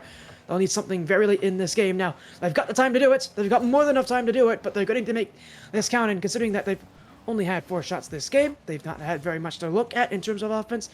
They may only get one, maybe 2 more chances left to make count, and I don't even know if that's going to be enough for them. I mean, it might be. I mean, you can never say no, but I mean, only 4 shots. It's really not going enough. And I mean, to be fair, it is there for the taking. I mean, Pelida, we haven't exactly looked solid defensively, just that Sentinels have offered so little going forward. So it's a double commit, and neither of the players get there. That's Roma able to beat one, but the 50 doesn't go where he wanted it to, and now Inflict has to keep this up. Game 1 still hanging in the balance, but I believe that touch will be enough, and Pelida, despite not exactly being convincing, are able to do enough to win this Game 1, and Sentinels, their lack of danger in front of goal has really cost them. Yeah, I agree with you entirely. I don't think Pelita exactly looks like a convincing team, but Sentinels didn't look any better than them at any point this game, and it really is one of those kind of games where it just comes down to who takes their chances. And obviously Pelita, they had the chances. Sentinels really didn't until late, and we saw this last series where oftentimes we saw teams leave it up late, especially. We saw the Canaans leave it up really late, and they lost that series. They lost their last series on this stream because so many other games they went down early and had to make late comebacks. You're just not going to win these kind of matches if you can't take leads. We know the Sentinels team has got to okay offense. Their defense is solid. Their defense isn't the issue, which is the crazy thing to me. So often teams struggle defensively in playoffs, but it's their offense that really needs some stepping up. It's a team that you mentioned has already been plagued this season by a pretty poor shooting accuracy, and yet that shooting accuracy isn't going to get any help with only having a couple of shots to work with. They need to put the team in control in this series, and we didn't see any signs of that in Game 1. And now, with it being a best of 5, there's already concerns for them now, because unlike a best of 7, you don't have nearly the same amount of time to recover. No, but with it being playoffs, they do at least have a timeout to work with. Should they need it, I mean, they probably will be if they lose this one as well. This could be dangerous. It's off the post, and the follow-up is in from Senna. Well, just smart play from Polita, recognizing Blizzy able to win that challenge. I don't think Roma ever saw them. And what's really impressive there is the fact that Senna knows that challenge is coming through and he can prepare for it. It's a play that normally I think players sit defensively on. You don't expect it. You can't expect it just to pop in the midfield, and that's a play that Polita wouldn't have won.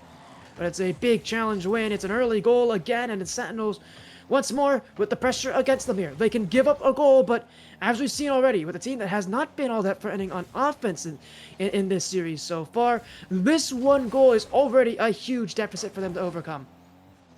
Yeah, and I mean, to be fair, it is only 30 seconds, so there's plenty of time for things to get better for them. But Roma has control, gets a shot on, but Senna looked fairly comfortable making that save, and now it's with Blizzy, but he loses the ball. But Roma does not have a boost, still sends it middle though. Inflict can't quite get there, and can't see the ideas starting to come together, but execution still somewhat lacking, so no challenge coming in. But again, the follow-up isn't really there, as that's not the greatest touch by Fitz. As 2 players commit, but Elusive trying to find the double off the bar, and Phoenix leaves it, and Blizzy is towards goal. But Blidder are starting to threaten, but Sentinel still with work to do. Yeah, it is a lot of work to do here. Polita is, making the way towards a second goal. They're definitely the team that's in the driver's seat in this game. 4 shots already, and well, that may not seem like a lot in 2 minutes. Dinos only had 1, so they've really struggled again to just get shots going. This will be almost their second. It actually stays wide as the play from Phoenix, not enough to go on targets. Blizzy now. Oh, got beat there by Phoenix. Elusive, not going to get there in time. Oh, what a save from Senna. Quick reactions keep this one in the lead for Polita. Well, that looked like Sentinel's most dangerous play, not only of the game, but of the series. But the thing is, the important thing for them is to not get disheartened by the outcome. They did the right thing, but it's just unfortunate that the save came through for Polita. So if they keep doing that, they will eventually get a goal. So yeah, that's going to be the test for them. Yeah, normally that's great offense. The problem is they've had so little chances that have looked like that, the Sentinels, that you need every one of those chances to count for you. You need every single one to find its way towards the net. So the problem is they need to make more of that. That's a good shot. They're starting to heat up here. Phoenix on target. That tied game doesn't seem nearly so distant anymore for the Sentinels. As Inflict up to the back will take the ball himself. It's a potential double commit, but well handled here by Elusive and Blizzy, communicating well. And they'll clear this one out. Roma. Oh, no second touch here. We'll need a little help from Phoenix. This one infield. Inflict. Clears. Gets it away as well. It's Blizzy who is chasing after it. Still Inflict. Roma cleared away. Here goes Senna the other way. Oh, he makes a poor first touch of it. And it will be, well, Elusive who will look to follow him out. Inflict to clear. Phoenix is waiting. Blizzy will get to it first. At this point for Polita, starting to really feel the pressure tightening around them. Bad play there. Senna puts it on target. Elusive to follow. Oh, it's just wide. Blizzy will slow it down. Polita getting their chances. Still, the game is 1-0. Maybe not for long. What a save. Senna saves the day. Elusive the other way. 1-on-1 with Roma now. Senna's waiting. Blizzy across. He'll leave it in front. And it's Phoenix who is there to clear it out. Danger all across the field. These teams have woken up here in Game 2. Still, no extra goals just yet. Elusive on. Elusive hits the bar. And Blizzy will not get a follow-up chance. Polita have had multiple opportunities to take this game and run away with it. They have not done so yet. Well, also, the fact that Sentinel's yet to score, I think it's very harsh on them because they have stepped it up. It's just a shame that for Polita, they've stepped up defensively. We said that they look quite shaky, but Sentinels, unfortunately, their defense breaks down at the worst possible time, and that second goal might have just wrapped things up for Polita. Yeah, Polita's been asking for that second goal all game. They were due for it at some point. And with 30 seconds to go now, you said it, they might be able to wrap things up. Well, they're going to get a third goal from here. It's Senna once more with the credit. A hat trick this game. Not only that, he's had 4 saves as well, multiple of which have kept his team in it when they were only 1-0 up. Sentinels, as you said, have done a lot better this game, but Senna has stepped up on the side of Polita and Volpes Esports. Polita, oh, it's going to be another one for Senna. He's unstoppable right now. He's got 4 goals, 4 saves, and he just keeps on putting it in. Well, this game is all over now. Polita is going to take triple match points. Well, I think I said 2-0 wraps it up. 4-0 makes it just about certain now. And we talk about, the stats tell the story. 4 goals and 4 saves, over 900 points. I think it might be one of the best individual displays we've seen in a game in quite a while in RSC playoffs. As the last few seconds tick down now, will they keep the clean sheet? It looks like they will. And Polita, they really stepped up. I mean, Sentinels improved as well, but Polita, they stepped up even harder. And it is no surprise that Sentinels are calling a timeout. Yeah, I mean, if they weren't going to call it here, they weren't going to call it ever. So a timeout taken now by Sentinels, their season hanging in the balance after an MVP level performance from Seta. The series and the season is on life support for the Sentinels. They now must win 3 in a row just to stay in this. If not, it'll be Polita who will get to see the next round of playoffs, playing against the winner of the rsc-eu A stream playing right now. So, you know, pressure's on. The game is on as well. The teams playing the other stream, by the way, Canaans and Nightmares. So the winner of this will play the winner of that. And for Polita, well, they may not be happy with this timeout, but what they should not be unhappy with is the fact that it's their performance so far. Game 1 looked shaky. Game 2 looked like a team that is here to play in playoffs. Is here to make a run in playoffs. And Senna specifically stepped up. Now, we just need to see if Blizzy and Elusive can follow suit. Because if they can, they might just be able to close things out even with this timeout taken from the Sentinels.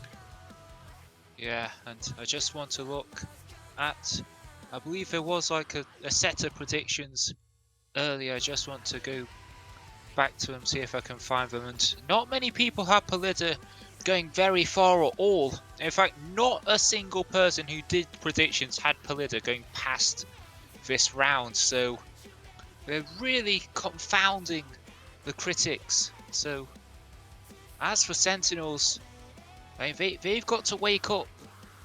I mean, yes, they improved in game 2 going forwards, but I think they can't let the ball drop a bit defensively. I think there were a couple of times where the rotations led to them being positioned not quite where they should be. I think that's where a couple of the goals they conceded came from. It's not even defensively that's their issue. The defense, I mean, it was an issue by the end of this game, but the reason why is because their offense has just not stepped up this series. How many times have they scored? What, like once? No, they've only scored, was it twice maybe? Once. They've only scored once. You're just never going to win a match. You cannot rely on your defense to be that consistent for you. That where you score once and you can win matches. It's just not the case. Their offense has been a letdown so far in this series, and for the Sentinels, their defense has not been the problem in this matchup. It definitely struggled in game 2. Especially by the end of it when they just had to go in. But reminder, that was a game 2 where it was 1-0 for Polita for most of the game. Polita really only made it bad at the very end of the game once Sentinels had no other choice but to commit heavily for all those challenges. Simply put, Sentinels had chances in game 1 and in game 2 to make up the difference, and they didn't do it in either game. So realistically, for Sentinels, It's their offense that's been struggling right now. But whatever it is, they cannot seem to get shots. And when they do get shots, they don't score those shots either. So pressure's on, pressure's in, and timeout is over. Let's get the players back in to the lobby here. Well, that little timeout here for the Sentinels. We'll see what they can make of it. It's going to be a difficult situation now for the Sentinels.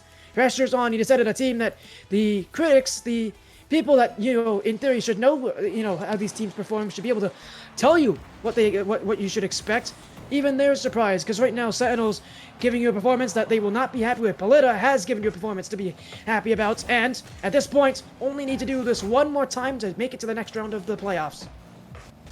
Yeah, and as for Sentinels, they need to bring something to the table. They need to show why they ran arguably the tournament favourites so close in the upper bracket. I wonder if maybe the fact that they're lamenting not taking that chance, not winning that game 7, I wonder if that's gone into their head, that they need to snap out of it. That's not the greatest touch by Inflict, and there's no one there to capitalise. It feels like those old habits are coming back to haunt them. It's that one off the wall. Lizzie reaches it as Roma sends it forwards. Elusive puts a stop to it though, but Phoenix in with a challenge, and there's no one there on the fault, so Senna just gets a free touch and no way through. That's not the greatest touch by Inflict, still finds Phoenix. Back to Inflict, it's off the backboards as A1 there. Right. And Sentinels, I think now they're starting to step it up, and they realise that if they don't win this game, they are out of the playoffs entirely. Yeah, it is. That timeout needs to work well for them. Needs to do wonders. That play has done wonders. It's an easy one for Phoenix. Sentinels, through the first 90 seconds of this game, have been in control. And look at that little play from Inflict. I don't think Elusive ever saw it coming. What an easy shot for Phoenix. Elusive, unable to read the play correctly. But it's a beautiful pass. It's a beautiful setup. And it's a beautiful start for the Sentinels. And if I'm not wrong, what I believe is their first lead of the series. So they've left it up to Game 3 to take a lead. Now we'll see what they can do with it. Yeah, and well, that's the second one. That's a very nice pass by Roma to Inflict. All 3 players involved. I think it's one of those where like, Elusive wasn't quite there on the follow-up and got punished for it. So it is quite harsh on Polita, who have done well for the majority of this series. So now they need to pick themselves up. But the good thing is they have 3 more chances, 2 more chances actually, should they lose this game. But only 1 shot on target compared to Sentinel's 9, so it is quite the reversal of fortune. And it is said that Phoenix had to put in the challenge as last man, and he does. But now it's off the corner. Elusive goes up for it, but Inflict wins that 50, and now Blizzy trying to get there ahead of Ruma, but he doesn't. And now I think Sentinels, I think they are playing a lot faster, which is what we wanted to see from them in games 1 and 2. And they're overwhelming Polita, and now that they've got the 3rd goal, can they believe that the reverse sweep is on? I will hold my breath until we see Game 4, if we do get a Game 4, which seems to be quite likely at this stage, if we are to call reverse sweep. But it is feeling like there's more hope for Sentinels. You said it, they're overwhelming Polita. I don't know what happened to them in the first 2 games, but that's the difference that a timeout makes. These teams know how to use it. We saw it used expertly last series to take down the Canaans, so we know these teams know how to use it. It just depends on what you can make of it after the fact. Sentinels, the favorites in this match by a pretty decent margin. Well, they've been able to at least go 3-0 up, and considering for a team that only before this game only scored once, they've got 3 goals this game. They've got 10 shots so far. We still have 2 minutes to play, but if you ever want to have a complete 180 in terms of series performance, talk about that. 10 shots in the first 3 minutes of gameplay, and still the Sentinels aren't done with shooting. Elusive to Blizzy, looking for one of their own. That is only the 3rd shot of the game so far for Polita. So Polita haven't exactly changed at all. It just is that the Sentinels, for whatever reason, needed some time, and now we're seeing what we expect from this team. The sort of control that a team like the Sentinels is well known for. Yeah, and they just haven't been able to find it. Asena completely missing that ball there. I think that kind of sums up how Game 3 has gone for Polida. I don't see them turning it around. They'll have to wait until Game 4 for their chance. Those Centaurs, I think they've kind of stepped off the gas a bit. They sense that 3 goals will be enough to win this, and so it's more about shutting up shop and making sure that Polida don't get any more shots on target. Osena putting a good challenge as last man. Elusive playing it to a wall, but there's no one there with him. Now Roma just taking a bit of time with this, but loses a 50 to Blizzy. Now Senna's going up for it. Does get a 50, but Roma wins it. Now Elusive picks up the ball, picks up the boost, takes it off a wall, and Roma just about makes a save. Used up every last bit of boost to make it, but I think that will be enough for Centaurs to at least take the series to Game 4. It will be here. It's just looking for a goal at this point. Polida, they're going to get one. Eventually, you fail. It's in front. Great save for Inflict. Well, Polida's gotten dangerously close in the final moments, just getting one on the board. Infield pass cleared away. 10 seconds and counting. Oh, Blizzy missed this one.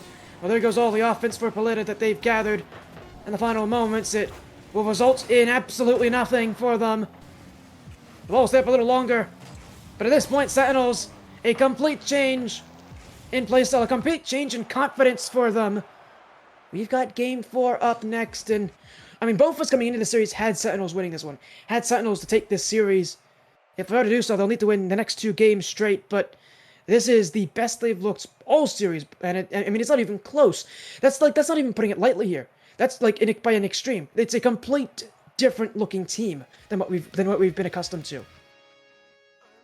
It certainly is, and I think the question needs to be asked: where was the Sentinels team in games 1 and 2? If they'd have performed like this from the start, they could have been through to the next round by now. I mean, why have they waited this long to play like this, to overwhelm Polida like this? I'm not quite sure. Maybe they just needed the first couple of games to figure out what they needed to do, and that timeout as well. So I think for them it's about carrying this form into the rest of the series. Yes, they need to be consistent now. I mean, there's no safety net for them here. They lose, they just fall off for one game, and I think that their whole season can go away for them. It's about consistency. It's about being able to recreate that sort of momentum, that sort of play. Pressure's on. Reminder that the winner of this plays against the winner of Nightmare and Canaans. And Canaans, pretty good team in their own right. They're also, by the way, 2 games down in their series. So Canaans, like the team in the Sentinels, a team that went from the upper bracket, a team that had a good amount of favor behind them, now facing potential elimination in their round. And this is not unlikely to see these teams in the lower bracket find ways to pop off in these matchups. So often teams from uppers struggle to redeem themselves after a loss. But we may have both teams struggle to get themselves back in this one. We go to Game 4. Polida, I think, desperate to just get themselves a goal, any goal, get a lead early. If they can just make this Sentinels team second guess themselves, maybe that's where momentum will come from for Polida. Although this could be all the way in. Oh my! From Elusive. Only 30 seconds have passed. A goal from absolutely nothing. Sentinels, maybe in hindsight, overcommitted, but Elusive taking the game by the scruff of the neck and putting Polida in front. Well, that's the goal they needed. They don't really care how they get them. If they just get a lead, now they can potentially hold on for this win. Obviously, the Sentinels team has brought a lot of offense so far. They've brought consistency. They've brought a sharpness in Game 3. Now they're down by 1. They're going to need to bring it here in Game 4 and in regulation. Up to the back wall. Senna, doesn't read it correctly. A couple players jump in for Polida. Senna, though, will slow things down. He's had an interesting time in Game 3 for a player that we've been watching.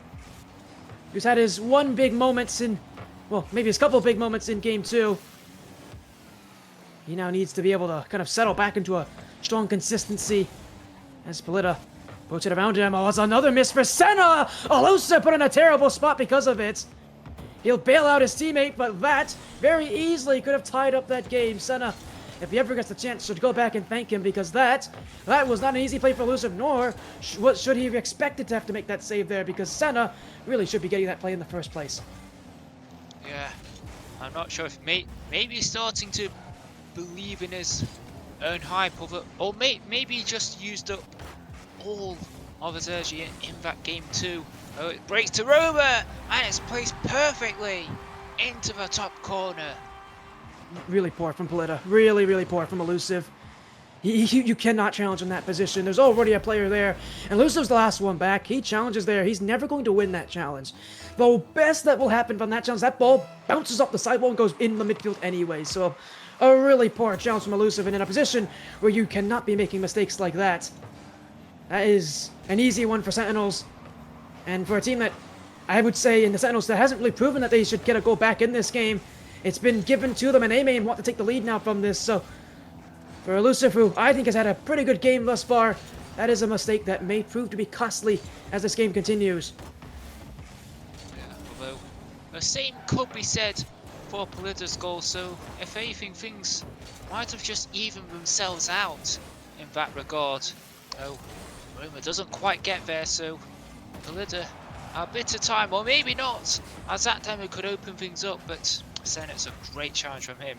Elusive is on target, but Roma always has it covered, and still trying to take control, but Senna able to take it off him, and now Inflict, he could go for a bump, but Elusive not only able to dodge it, but also gets a save. 2 minutes, this game still hangs in a balance. If anyone can follow up, it's actually an own goal, and Sentinels take the lead. And Polita rotationally struggling a little bit here. Senna kind of no man's land. He has to challenge there. He's too high up not to, but he's in a position where he can't challenge and he can't play defensively. He's kind of just caught sitting in nowhere. He didn't recognize how close the Sentinels were to that ball. He either should have turned around earlier or gone up a little closer. Either way, he's made a bit of a mess of that one, and he set it at own goal to top things up. Polita, who took the lead early, unraveling, falling apart before our very own eyes. A team that has had the lead in this game and has just not been able to hold it, in part due to themselves. Now must find a goal late. The Sentinels looking to take this thing in Game 5. Roma, back wall. Should be an easy read for Blizzy. He does not make it work easy, though. Phoenix, look at how much room he's got here. No one from Polita stepping up on him until he gets close to the net. Elusive to Blizzy. Midfield roll. Senna. We did not have an easy touch there. He's only had 50 points this game. Senna has been eerily quiet this game. The quietest he's been all series. As Phoenix, second touch should be for Roma. Will be. No second touch. Oh, he's taken away from his own teammates. Couple players commit there for Sentinels, but it will be Polita who will see this one out. Elusive. Blizzy. Oh, he missed his chance. Senna to shoot. Senna splits the defense. And Polita's leader comes alive. Well, I was talking about maybe with Polita sitting back, maybe they're trying to play the counter-attack, and that is exactly what has happened. And Elusive, arguably at fault for the first Sentinels goal, sets it up for, I believe it was Senna. And now the game is level again. It drops down. Could it be Elusive again? Gets a 50, but Senna, the ball gets taken off him, and now Blizzy. Bit of time to work with, but gets bumped off it. Sets up Phoenix instead. 50 into the corner. Plays back to Roma. Now Inflict trying to play it into the middle, but Blizzy finds a clearance. Inflict keeps it at the midfield line, and now Senna trying to take control, but loses the ball to Roma. It could be all the way in. It is. Senna doesn't handle it well here. It's a dribble that I think he's used to, and he usually gets maybe 9 times out of 10, but this time he doesn't figure it out. And Elusive, who bailed him out earlier in a place similar to this, will not be able to do it again. I don't actually think that initial shot was on target either, so I think that was actually an own goal from Elusive too, but unfortunately for Elusive, it's not even his fault. Senna needs to handle that a little bit better. He's relied a lot on Elusive to be his backline savior. That's not necessarily going to be consistent for you in the rest of this series, and now I got to work quickly. Elusive to tie the game. It's saved away here. Everybody goes in. It's Blizzy. Net's wide open, and Polita find a way. Well, The game hanging in the balance. He needed to throw everything at it. And Blizzy, what would normally have been considered a huge overcommit, ghosts in there, gets the shot on when all Sentinels players had committed already and were out of a play. He was the spare man. He put it away and it's kept off the line. And Senna clears, and it looks like we will have overtime. Late drama here, and this series will either end in Polida victory or go to a game 5. So much resting on this game for Polida. Could be their season in front of their eyes. Sentinels facing match point, tournament point, their season staying alive if they can just get one here. A potential reverse sweep as well, but they're not thinking about that. They're just thinking about survival. Polida, one chance can set them forward to the next round of the bracket. Elusive. He may only have a goal and 2 assists. He's been huge. Blizzy with the save. It's Inflict who won't be able to hit the target, and Blizzy plays it really well there. Follow-up challenge from Elusive. Going back is Inflict. Ooh, a miss from Blizzy, who probably should have gone for the bump instead. He'll be bumped. Inflict mid. Elusive gets the touch. Not well, though. A chance for a shot. It's kept away by Blizzy. Desperate defense for Polida. Vulpes Esports stays in this for now. It's Inflict. Inflict. Senna. What a read. He'll need another one as well. And he'll at least force the play out from Roma. Inflict again. Well, can only get a single touch. It's Elusive. Who doesn't play it well. It's on target. Senna's going to have an easy one here. Blizzy pinched it away. And Polida just want this one gone. They've had to play this first basically minutes of overtime on their own half of the field. They still haven't had a lot of offense. It's Blizzy to flick it. Is that in? It's Blizzy! And it's over for the Sentinels. Vulpes Esports Polida advance. And it's a goal which maybe could have been prevented. Maybe Roma wasn't sure where that ball was going to bounce, whether it was going straight down or back out. It came back out, and it came to Blizzy. And Polida, they advance further than anyone thought they would. And for Sentinels, despite taking the favourites to Game 7 of the previous series, their journey ends here. It does. A tough road for the Sentinels here, but you just saw in the first couple games I mentioned as well about the momentum, having come off a Game 7 loss. How do you adapt to that? Well, the Sentinels, it was taking 2 games to adapt, and that's 2 games too many. You cannot be taking that amount of time to adapt to a loss, and it's so tough because so many teams in the position that the Sentinels are in struggle to win that Game 1, that Game 2 position. They will be no different as well, but for Polida, they take it. And credit where it was due. Once the Sentinels did figure things out, Polida kept things close in Game 4. They kept coming back. They kept battling for it. And we can talk all you want about the mistakes, about the misplays that these teams have made, of which there were many. What we can talk about, though, is the fact that Polida, as you said, defying expectations further than the critics expected them to be here. They'll get to play against either the Canaans or Nightmare up next. That match is in Game 4, and the Canaans trying to make a reverse sweep of their own. We'll see if they can do what the Sentinels could not, and that is go and win Game 5 after going down 0-2. But GM, well, this stream's had its fair share of highlights, its fair share of drama for the team that's progressed here, for them, and for Senna specifically, who had such a great performance. You know, their run continues on this stream. They are a team that's really trying to upset anyone at this point, and you said that now they've sort of surpassed expectations. Do you think there's any pressure that's still on this team? You know, do you think the pressure's kind of relaxed a little bit, knowing that they've now sort of done better than the expectations, or do you think their expectations are higher than what we even imagined for them? Yeah, definitely. I mean, I actually had it going both ways.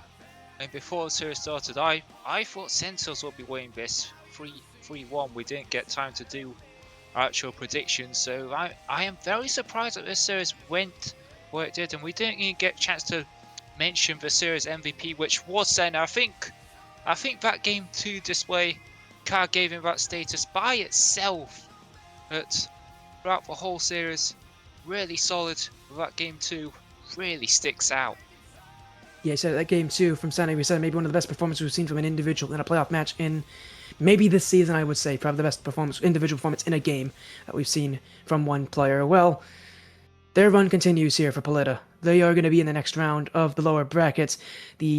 I believe, final best of 5 as well. So they'll get to play against either the Nightmare or the Canaans. We're going to go and take a quick break. When we come back from all this chaos, we'll have even more for you here in the lower semifinals. Can Senna and Polita continue their Cinderella run, or does the Canaans or Nightmare end it here? We'll take a break. When we come back, we'll have your answer.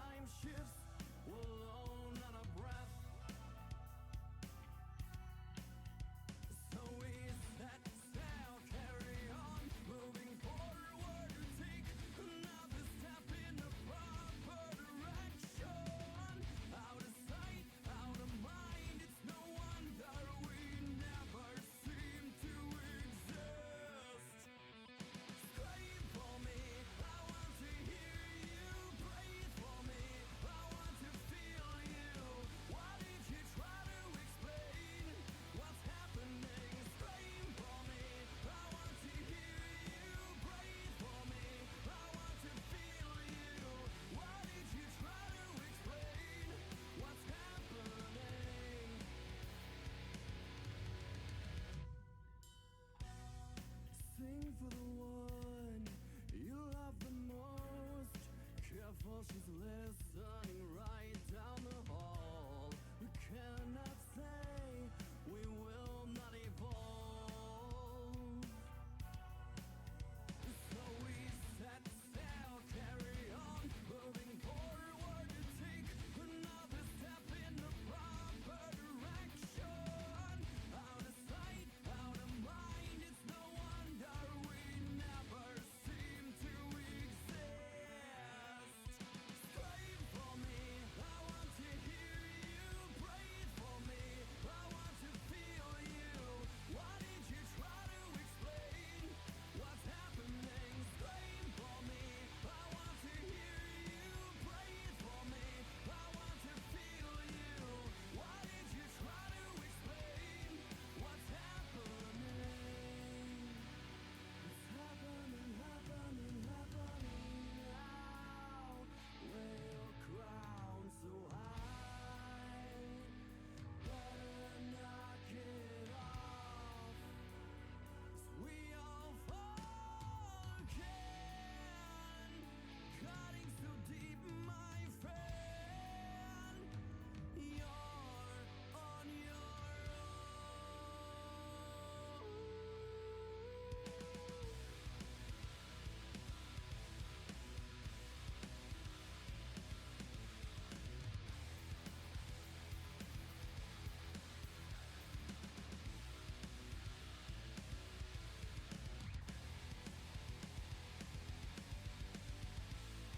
Scream for me, I want to hear you. Breathe for me, I want to feel you. Why did you try to explain? This isn't just merch, it's what teams wear when they mean business.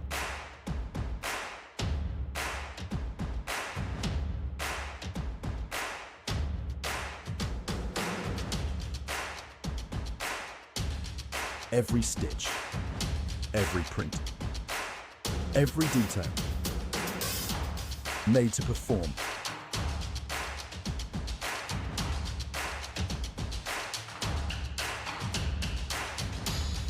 Trusted by the grind, from grassroots to championship halls.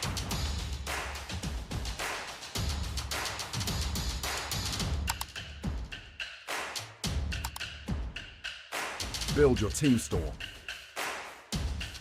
Wear the brand that wins.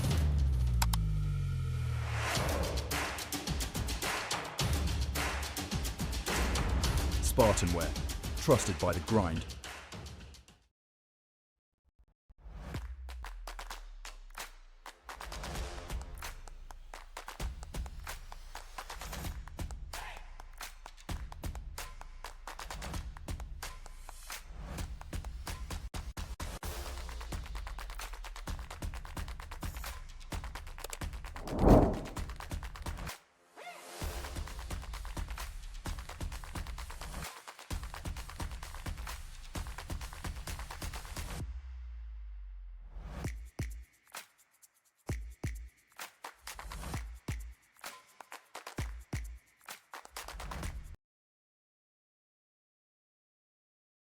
This is trophi.ai, an AI Rocket League coach, and it's absolutely crazy what you can do with this. If you've ever heard of ballchasing.com, it's a lot like that, but on steroids. You can press P and a pro demo will come up, and this is what's so cool and so unique about Trophi, is that this is not seen anywhere else, and it's just a great way to kind of show you how to do a training pack without having to side by side watch a YouTube video.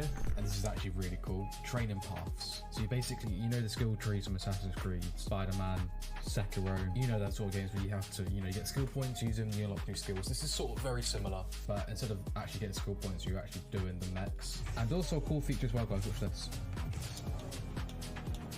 You can slow it down. You can actually slow-mo it like this. So if you're really struggling, what you need to do, you can actually look for yourself and just have a look at them exact sort of movements that you're doing there. Look, it's really cool. I really like it. And alongside helping with mechanics, it also has a feature that analyzes any of your saved replays. That way you can see what you're doing well and what you need to improve on. It even has this cool post-game analysis that you can see stats from the game you just played.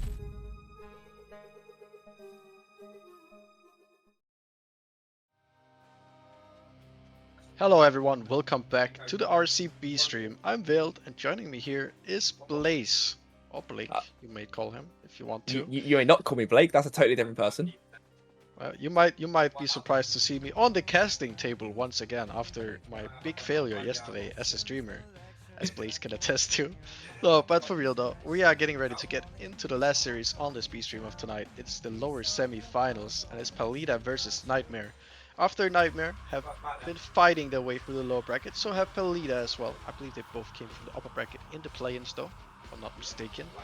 But yeah, some close games on the side of Nightmare. 2 Game 5 wins from them, Palida. Both in Game 4 actually, so they've been cruising a little bit through this lower bracket. Nightmare not so much. Let's see if that has impact on the series here. Maybe Nightmare able to scrape by in the end. Maybe Palida will just keep cruising by. What do you reckon here, Blake? Blaze? That wasn't even on purpose as well. I'm gonna get called Blake all day. It's gonna be tilting as hell. Blake's on later if you wanna. He's on mainstream. Yeah, I've been relegated. It's okay. Yeah, no Nightmare. I think both of the games were Game 5 overtime. If I'm not mistaken. Haha, did you get it? Anyway, but yeah, no, yeah, Sentinels did get knocked out by Palida, which is a difficult game nonetheless, and Qantas has some good momentum behind them. So Palida have had some very difficult games. That's why I think, yeah, it's going to be a really, really tough one for Nightmare, especially as a team who don't seem to be able to confidently lock that away. I'm not going to lie, I had both of these teams being knocked out in 7th and 8th, so that's a blunder from me. I mean, looking across, you're not alone on that prediction here. Honestly. I count 1, 2, 3 players, or 3 talent members that did not predict either of these teams going out, and of the remaining, 2 of them, one of them predicted one of them to go out. Everyone else, which is 6 people, predicted them both to go out in the first round. But looking towards the top side, pretty much everyone predicting Rash to go straight through, and they are going to be playing right now, if you're interested in that. That's on the mainstream, but over here we have the lower semi-finals, looking to get that concluded. And yeah, talent predictions, I mean, everyone's pretty much agreeing on that end right there. But yeah, Blaze, I'm making sure I'm getting it right this time. What is your prediction for this specific matchup here? I think that I think Alpha Surge haven't been able to lock out a game so far. That's why I think it's going to catch up to them eventually, and I think this is that game. I'm going at 3-1 in favor of Palida. Well, so you're banking on Palida continuing the 3-1 streak. Well, I am going to do something that no one could guess. I'm going to bank on Nightmare continuing their 3-2 streak. I think they get it done in Game 5 here. Interesting, yeah, both of us going against each other. It's an understandable, because obviously, yeah, you know what they say, a pattern once recognized, it starts to break down. But yeah, it's certainly going to be extraordinarily difficult for both of these teams. Never going to be an easy game here in the hype chamber, as we see some very similar colors in the background. Here we go for Manfield Knight. Yep, I'll let. Oh, okay, cool. That's fine. If you're telling him go, that's fine. That's cool with me. Well, they didn't want to listen to my directions, but as soon as you messaged something, they all joined the game. Well, would you look at that? Anyways, they are on the pitch. Countdown is ticking down. We are having gameplay in front of our eyes. Compact had a strong kickoff, but a great delay on the cheating man on the kickoff from Palida. Gave them first possession, but it is Sixes to set up the first attack. Now Liebka looking to get a shot on, gets blocked in the process. Nice clear there by Garb. Blissey with the pass, caught away by Sixes. And no real threatening attack so far here, Blaze. Yeah, no, it's in the first 30 seconds, nothing that's really felt kind of dangerous from either of these teams. That's Compact trying to find Butt Snorkeler, though. What a 50 that is from Butt Snorkeler! And that's going to have opened up the scoreline. There you go, 32 seconds. I said the first 30 seconds weren't that entertaining. It took 2 more seconds than that. It's a massive dunk on center. Indeed it is. Liebka taking the first goal of this series. Let's see if it'll be his last. Hopefully not. Sixes. Great kickoff there. Great control by Blissey. Has to get past 2. Can't even make it past Leap Card Enjoy. He's definitely having a strong start here. Garb tries to pass it to a teammate, almost gets intercepted by Sixes. It's looking a bit scary there for a moment. That's a great pinch off the wall by Senna. But boost very low for Palita here. They need to get it moving. They want to get forward. Garb has to cut in front there as Senna gets demoed on the back line. Big clear needed from Garb just to get out of defense here from Palita. They're really not getting anything going. Yeah, it just feels like they're sort of pinned back a little bit. All those hits forward, not finding their mark. They're just finding players on Nightmare. Apologies if you can hear background noise. That's my twin brother Blake. That's a big touch by Blitty down the line. Compact gonna grab that boost away from Garb. Infield pass, Senna getting a contact on the end there. Compact not able to follow that one up as Blizzy's there. That's Butt Snorkeler out in towards the midfield. That's Compact back to its Sixes, but it's cut out by Garb. And there's a good opportunity there, but it's good defense coming out from Palita. Yep, Compact here looking for the pinch. And a couple of wall dashes just for good measure, but it will be Garb pushing the ball forward here. Can he follow it, or will it just be another counter attack from Nightmare? Well, he baits in, block. Now it's Blizzy with the shot, just too weak. Not really gonna do anything with that. Sixes, great flick to move forward, gets another one. Now off the backboard, wasn't really there, but the fake gives Compact the option to take the shot instead. And he absolutely buries that one in the right side of the goal after that great bump by Leap Card.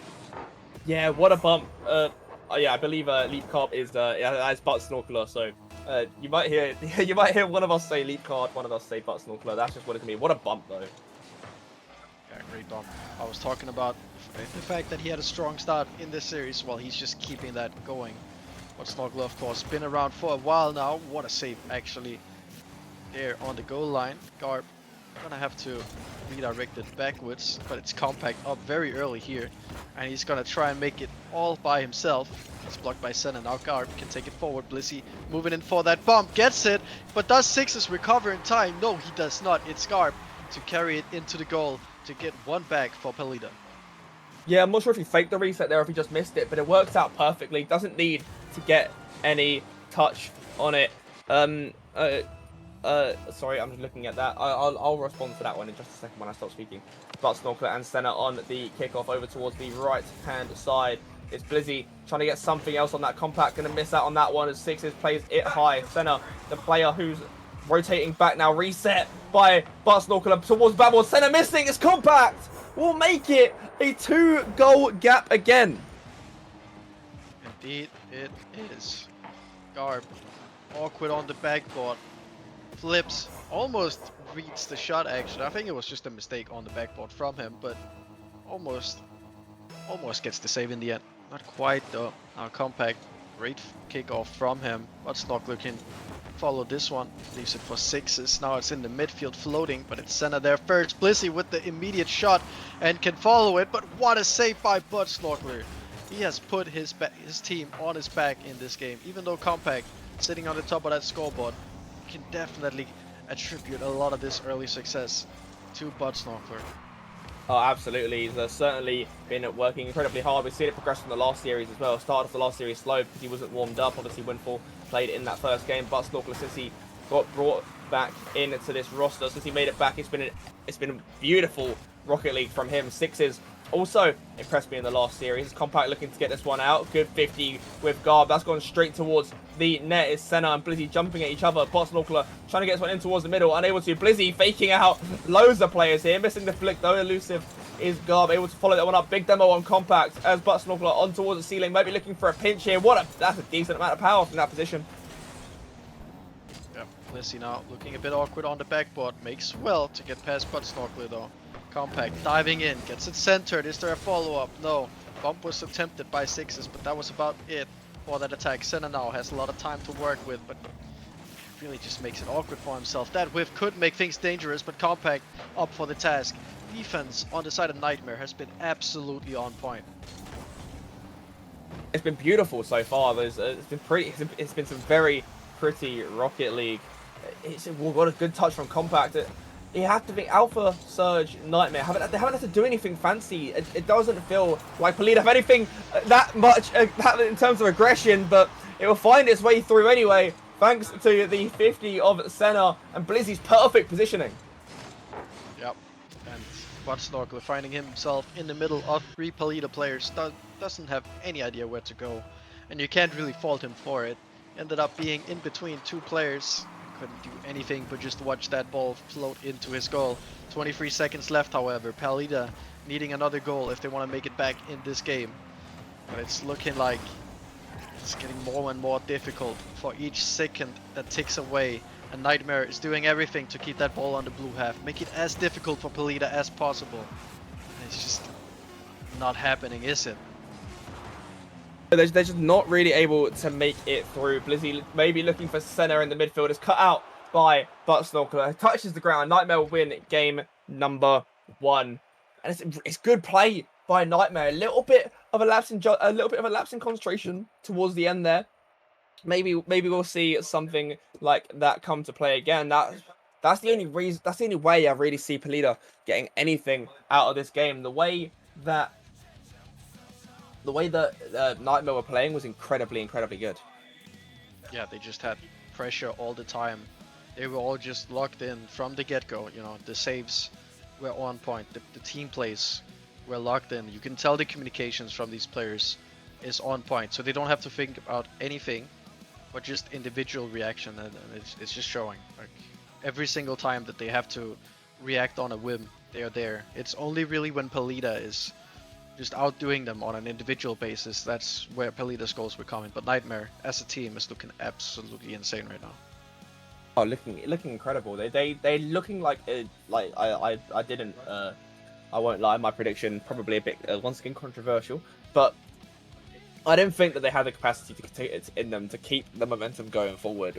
Once you start building it, you don't really lose it. And Snorkel after that last game did play incredibly well. Okay, that's fine. I'm just wondering why there's a quick delay. This should be sorted in just a second. But yeah, no, Palita. But they've had a good run. They beat Palita. They beat the likes of Sentinels. They beat the likes of Qantas, teams that pretty unanimously people thought would do well, but just haven't performed. Yeah, indeed. Game 2 on the way. There was a slight delay. A player getting disconnected from the lobby. Great start once again. This time 6s. A great flick to send them in the lead of the second game as well. Beautiful flick. I'm just slightly fearful that we might see a repeat of some of the previous games where they win 2, and then for content they take it to game number 5. But I'm sure for them they probably don't want to do that. That's when nerves really start to kick in. Snorkel looking for something now. Blizzy getting a touch on that over towards Garb. 6s gets a big 50. And Snorkel did that with Blizzy, who was over it in that space. Compact now under pressure from Senna. In towards the midfield it goes. And Snorkel there to follow it up. Blizzy a little bit awkward here in the midfield as that goes over in towards the center. And Compact clears that one away. Yep, now looking to follow this one. What a play by him. Takes complete control. Is now going to leave it. Looks for the bump as well, but it hits the crossbar. Absolutely beautiful play, but in the end, no end product. I think if you're on the side of Palita, you can kind of wipe away the sweat. You kind of start to feel like that should have definitely been 2-0, but not to be. Another chance, however, coming in from Compact once again. Gonna steal away the boost. Gonna cut it infield. Looking for the bump now, but Senna is there in time. This one off the sidewall. Is there a follow-up? No, it's gonna be Garb. Now Snorkel can just pick it up, relay it 2-6. Look for that bump. Doesn't get it, but 2 players sent completely flying, but bailed away by Senna this time. The 50 over towards the left-hand side. Elusive is there to try and follow this one. Snorkel there with a pre-jump in towards the corner. Trying to get another one on that. Can't quite do it. Senna also dived it. 4-6-6 to make a save. Gets a decent follow. Compact in the midfield. Looking for a 50. Goes over towards the right-hand side for Palita. Garb looking something towards the backboard. Looking for one more in the middle, but there's just no follow. Play by Compact, flipping it over 1. Now 6s with the finish. Can't quite put it behind the last man, but gets a great 50 to keep the pressure. Senna going for that redirect. Compact, what a read on that challenge. And now Garb has to just send it just to get the ball slightly away from the goal. Almost gets stung by Snorkel there in the end as well. And boost is just dwindling immediately when this pressure starts building on the Palita half. And yeah, only just about getting out of defense and immediately gives away possession. And our Compact will finish the job, get it up to 2-0, which should have probably happened a minute ago at this point. Yeah, it's a beautiful second touch from Sixes, and the recognition from Compact to see that that was going wide of the net there, absolutely beautiful. Alpha Surge looking unstoppable here as we go into kickoff number 3. It's going to be Blizzy and Buttsnorkel on the kickoff. Goes over towards the right-hand side. Senna touches that one out towards the midfield. Garb gets a 50 with Sixes. Buttsnorkel gets the beat. Might get a second touch here and towards the midfield. Gets the skim. Senna positioned well for it. It's good to have that much power. Yeah, I mean, let's just take a second out of the game here. Let's just step out of this individual game and what we're seeing. Because what I'm seeing is a team playing so well together. Like, the synergy on the side of Nightmare is absolutely insane. And it's not to take anything away from Pelita, but I just want to ask, if you're Pelita here, how do you approach this? Because this amount of synergy is not something you just generate on a whim. It is something that is built through like the whole season as a whole, and then I believe in this playoffs specifically that they found themselves on the back foot. And that is probably what has just immediately like sent this synergy to this level. What do you do if you're Pelita in this situation? Yeah, I know what you mean. Both of these teams came third in their conference. Obviously, Alpha Surge Nightmare did do objectively better, being 7-3 in what was an extraordinarily difficult conference, especially with the likes of Zippy, Dynasty, teams that are still in this. Pelita, I think, are the only team left representing Glacies, which is a fun fact. There you go.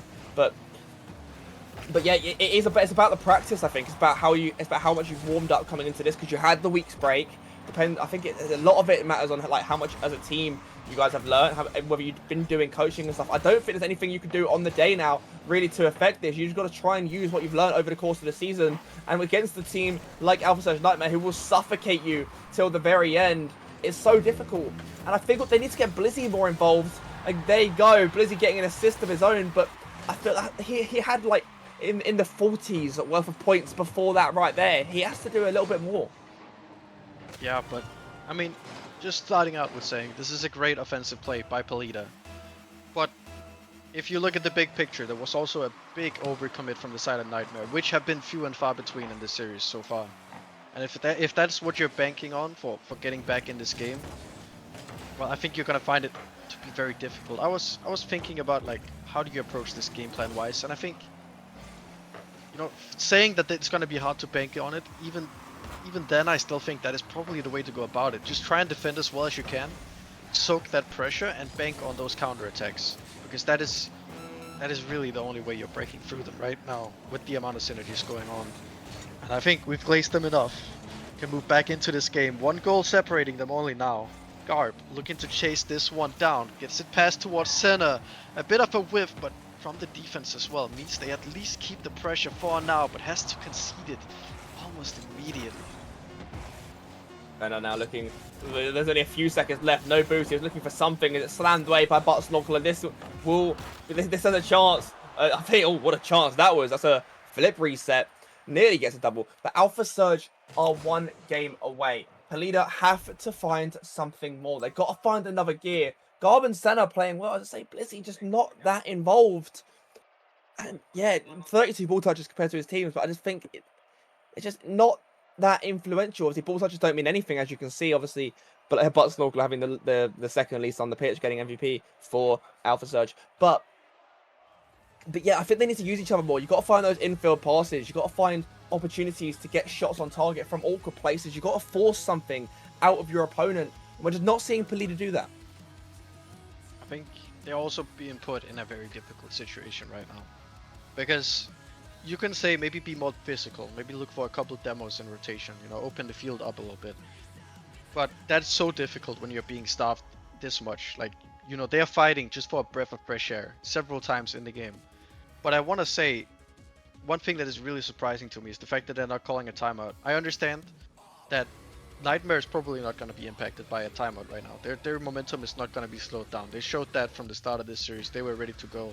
And I think a 2-minute delay to next game is not going to change that. So the question then is it going to affect Pelita if they have a timeout?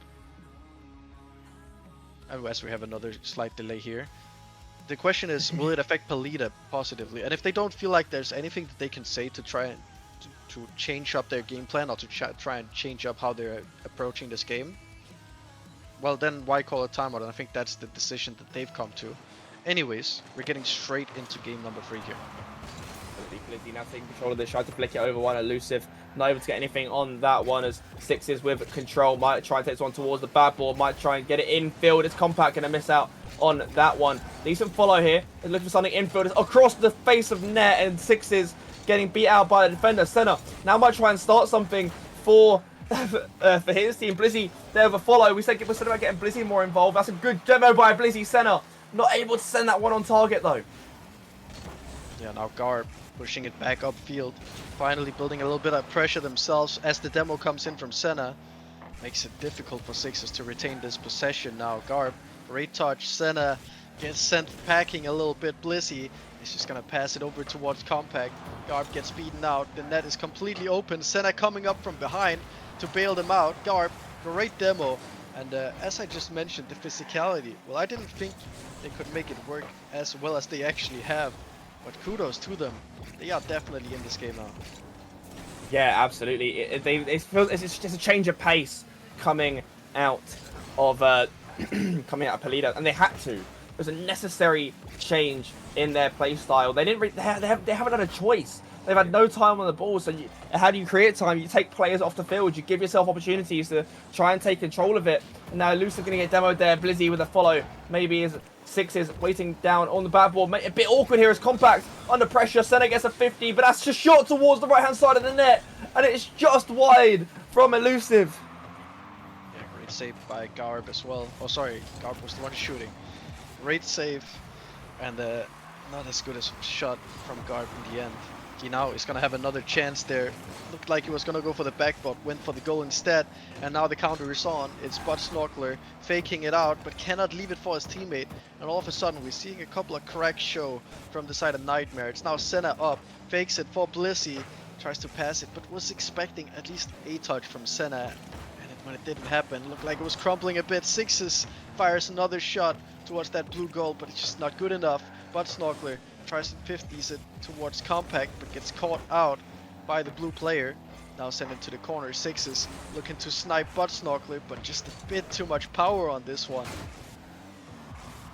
Yeah, exactly. And the Alpha Surge, they've been pinned back a little bit now. I think they're experiencing what it's like to be in that position. Maybe it's for content, we know how dominant they've been, but there's definitely been a change in play coming out of this Palita roster. They're creating more issues. They're forcing more issues. And now it looks like them. Oh, what a chance that is for Elusive. What an angle that would have been. And Senna gets a 50 out and towards the midfield. Blizzy is there. Gets a beat on. No, doesn't get a beat on Sixes. Sixes gets the better of him. That's Elusive. Garb back to Compact. Compact now with space. Reset. Might try and pop it high. Does so. What a touch that is. Elusive. Garb gets a touch. Sixes back in towards the centre. Nobody's there for the follow. Sixes keeping it close though. And Garb does beautifully to keep it away. Looking awkward though on the way back. But what a pass that is. Unfortunate it wasn't on target, but Sixes makes it with the double either way to get them the lead for the third consecutive match in a row. And they are on track to just go straight through this team in this lower bracket matchup. Yeah, absolutely. If you want an update from the other side of the bracket, by the way, Rash 2-0 up against Mistaken. They just won their last game with a score of 5-1. Massive pinch towards the backboard. Bud Snorkler getting demoed there. Garb keeping this one close. Once again, they have to find a way through. It feels like against the grain. Somehow, Alpha Surge Nightmare are back in front. Sixes being playing well. Compact might have a chance for another one here. They've thrown the kitchen sink at it, and it's reflected straight back into their faces. Yeah, I talked about that overcommit from this side of Nightmare earlier on. Well, now it just happened for Palita. This one is basically just gifted to Nightmare. No player to be seen, and it all started off with one player being on the ball. I don't understand how you send both of your teammates that far away from goal. I mean, surely you keep one back at least to just defend anything, but no. Completely open up, and now backs against the wall for Palita, needing to do everything to get back in this game, even stop themselves from scoring an own goal, and somehow they're not 3 goals down, but still only 1 minute remaining. surely there's no way they find their way back into this one. Yeah, Compire looking to keep this one close. That's a bump in towards the midfield. Blizzy gets a massive clearance. Sixes not going to be able to make it. But Snorkeler, I think it was a psycho attempt, but does well to control it for Sixes anyway. Elusive is Garb gets a big 50 in towards the corner. But Snorkeler, crucial touch there. Out in towards the midfield. Senna with a big feet. Maybe looking for something in towards the midfield. Elusive is Garb getting a touch in towards the midfield. Once again, is there a player there? Blizzy is there, missing it. And it's a backflip as well. Senna can't get on the end of it. This is not what they would be looking for. They are under some real pressure. Yep, Garb looking to make another play happen for his team, but he was all on his own. But does well to get the ball towards Senna. That 50, however, is not what you needed. And Sixes has an open net. Cannot finish the job himself, but in comes Butt Snorkeler to really drive in the dagger. This game is over. This series is over. Palita is not making it past this part of the lower bracket. They had a great run, but this is surely where it ends now, please. Yeah, absolutely. It's a bit tragic for Palita because they've had such a good run against some really difficult teams, but Alpha Surge Nightmare against all odds. I'm not sure. I'd have to double check, but I don't think anyone predicted them this high. What a game! What a series that was. Any percent speed run of going through the lower bracket semifinals right here. So Nightmare absolutely rushed through this one. 3-0 game in this specific game, 3-0 in this series. And in the specific game, it was Sixes with 540 points. Butt Snorkel with 450. Compact, a little bit more anonymous in this specific game. And we're going to have some series stats on your screen right now as well. 8 goals to 3. A world of difference. And I mean, we saw that on the pitch. But the stats, they just tell the story really, Blaze. Oh, they do exactly that. My MVP. Oh, quick. Who's your MVP? Go on. Who do you think? Compact. I think it's not gonna. I think it's gonna be Sixes. Well, we'll see. Obviously, in just a second. Here it comes. Drum roll, please. It's Butt Snorkeler. We're both wrong. Yep, with only 2 goals. It's crazy. Well, yeah, but I said this before, right? The MVP of the last game that Alpha Surge played in were also had barely any goals, but defense wins championships. I believe that was a phrase maybe said by someone famous, probably. But yeah, it's a massive defensive performance from Butt Snorkeler. He carried his team on his back in the first game, as you said. Obviously, we spoke about that. What a performance from Alpha Surge as they move in to the lower bracket finals. Yeah, I also quickly want to mention from that MVP stat, he might have only had 2 goals, but he also had 4 assists. And when they only scored 8 goals in total, you know, that's, what is that, 75% goal contribution? That is not too shabby. As you have your playoff bracket on screen right now, this lower semifinal has concluded. That means the last game on this stream has been played. Meanwhile, in the upper bracket, game is still going on between Dynasty and Zippy. Make sure you tune into that one and watch the ending to that. The loser of that is going to be facing off against the Nightmare that have been hot on the tails of this Palita team. So make sure you are ready to watch that as well. It's going to be an absolute worldie. But I believe with that, we will conclude this B stream. And yeah, we will send you all over to the main stream. And then we'll see you when we get back. Trophi.ai, an AI Rocket League coach, and it's absolutely crazy what you can do with this. If you've ever heard of ballchasing.com, it's a lot like that, but on steroids. You can press P and a pro demo will come up, and this is what's so cool and so unique about Trophi, is that this is not seen anywhere else, and it's just a great way to kind of show you how to do a training pack without having to side by side watch a YouTube video. And this is actually really cool. Training paths. So you basically, you know the skill trees from Assassin's Creed, Spider-Man, Sekiro, you know that sort of games where you have to, you know, get skill points, use them, you unlock new skills. This is sort of very similar, but instead of actually getting skill points, you're actually doing the mechs. And also a cool feature as well, guys, watch this. You can slow it down. You can actually slow-mo it like this. So if you're really struggling, what you need to do, you can actually look for yourself and just have a look at them exact sort of movements that you're doing there. Look, it's really cool. I really like it. And Alongside helping with mechanics, it also has a feature that analyzes any of your saved replays. That way you can see what you're doing well and what you need to improve on. It even has this cool post-game analysis that you can see stats from the game you just played.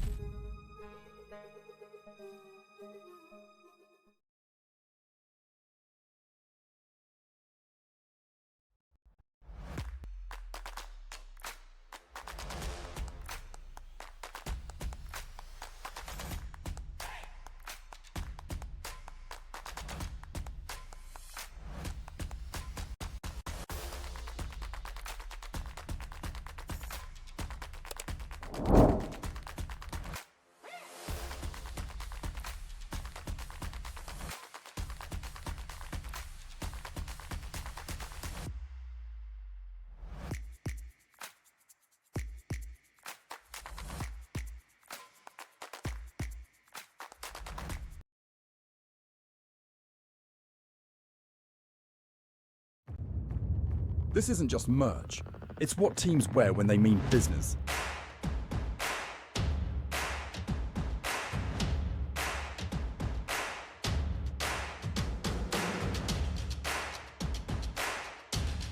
Every stitch, every print, every detail, made to perform.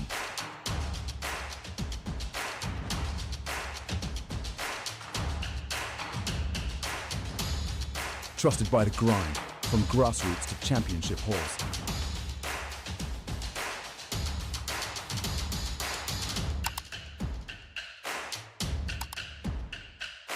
Build your team store.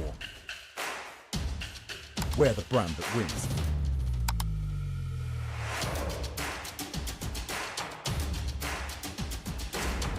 SpartanWare, trusted by the grind.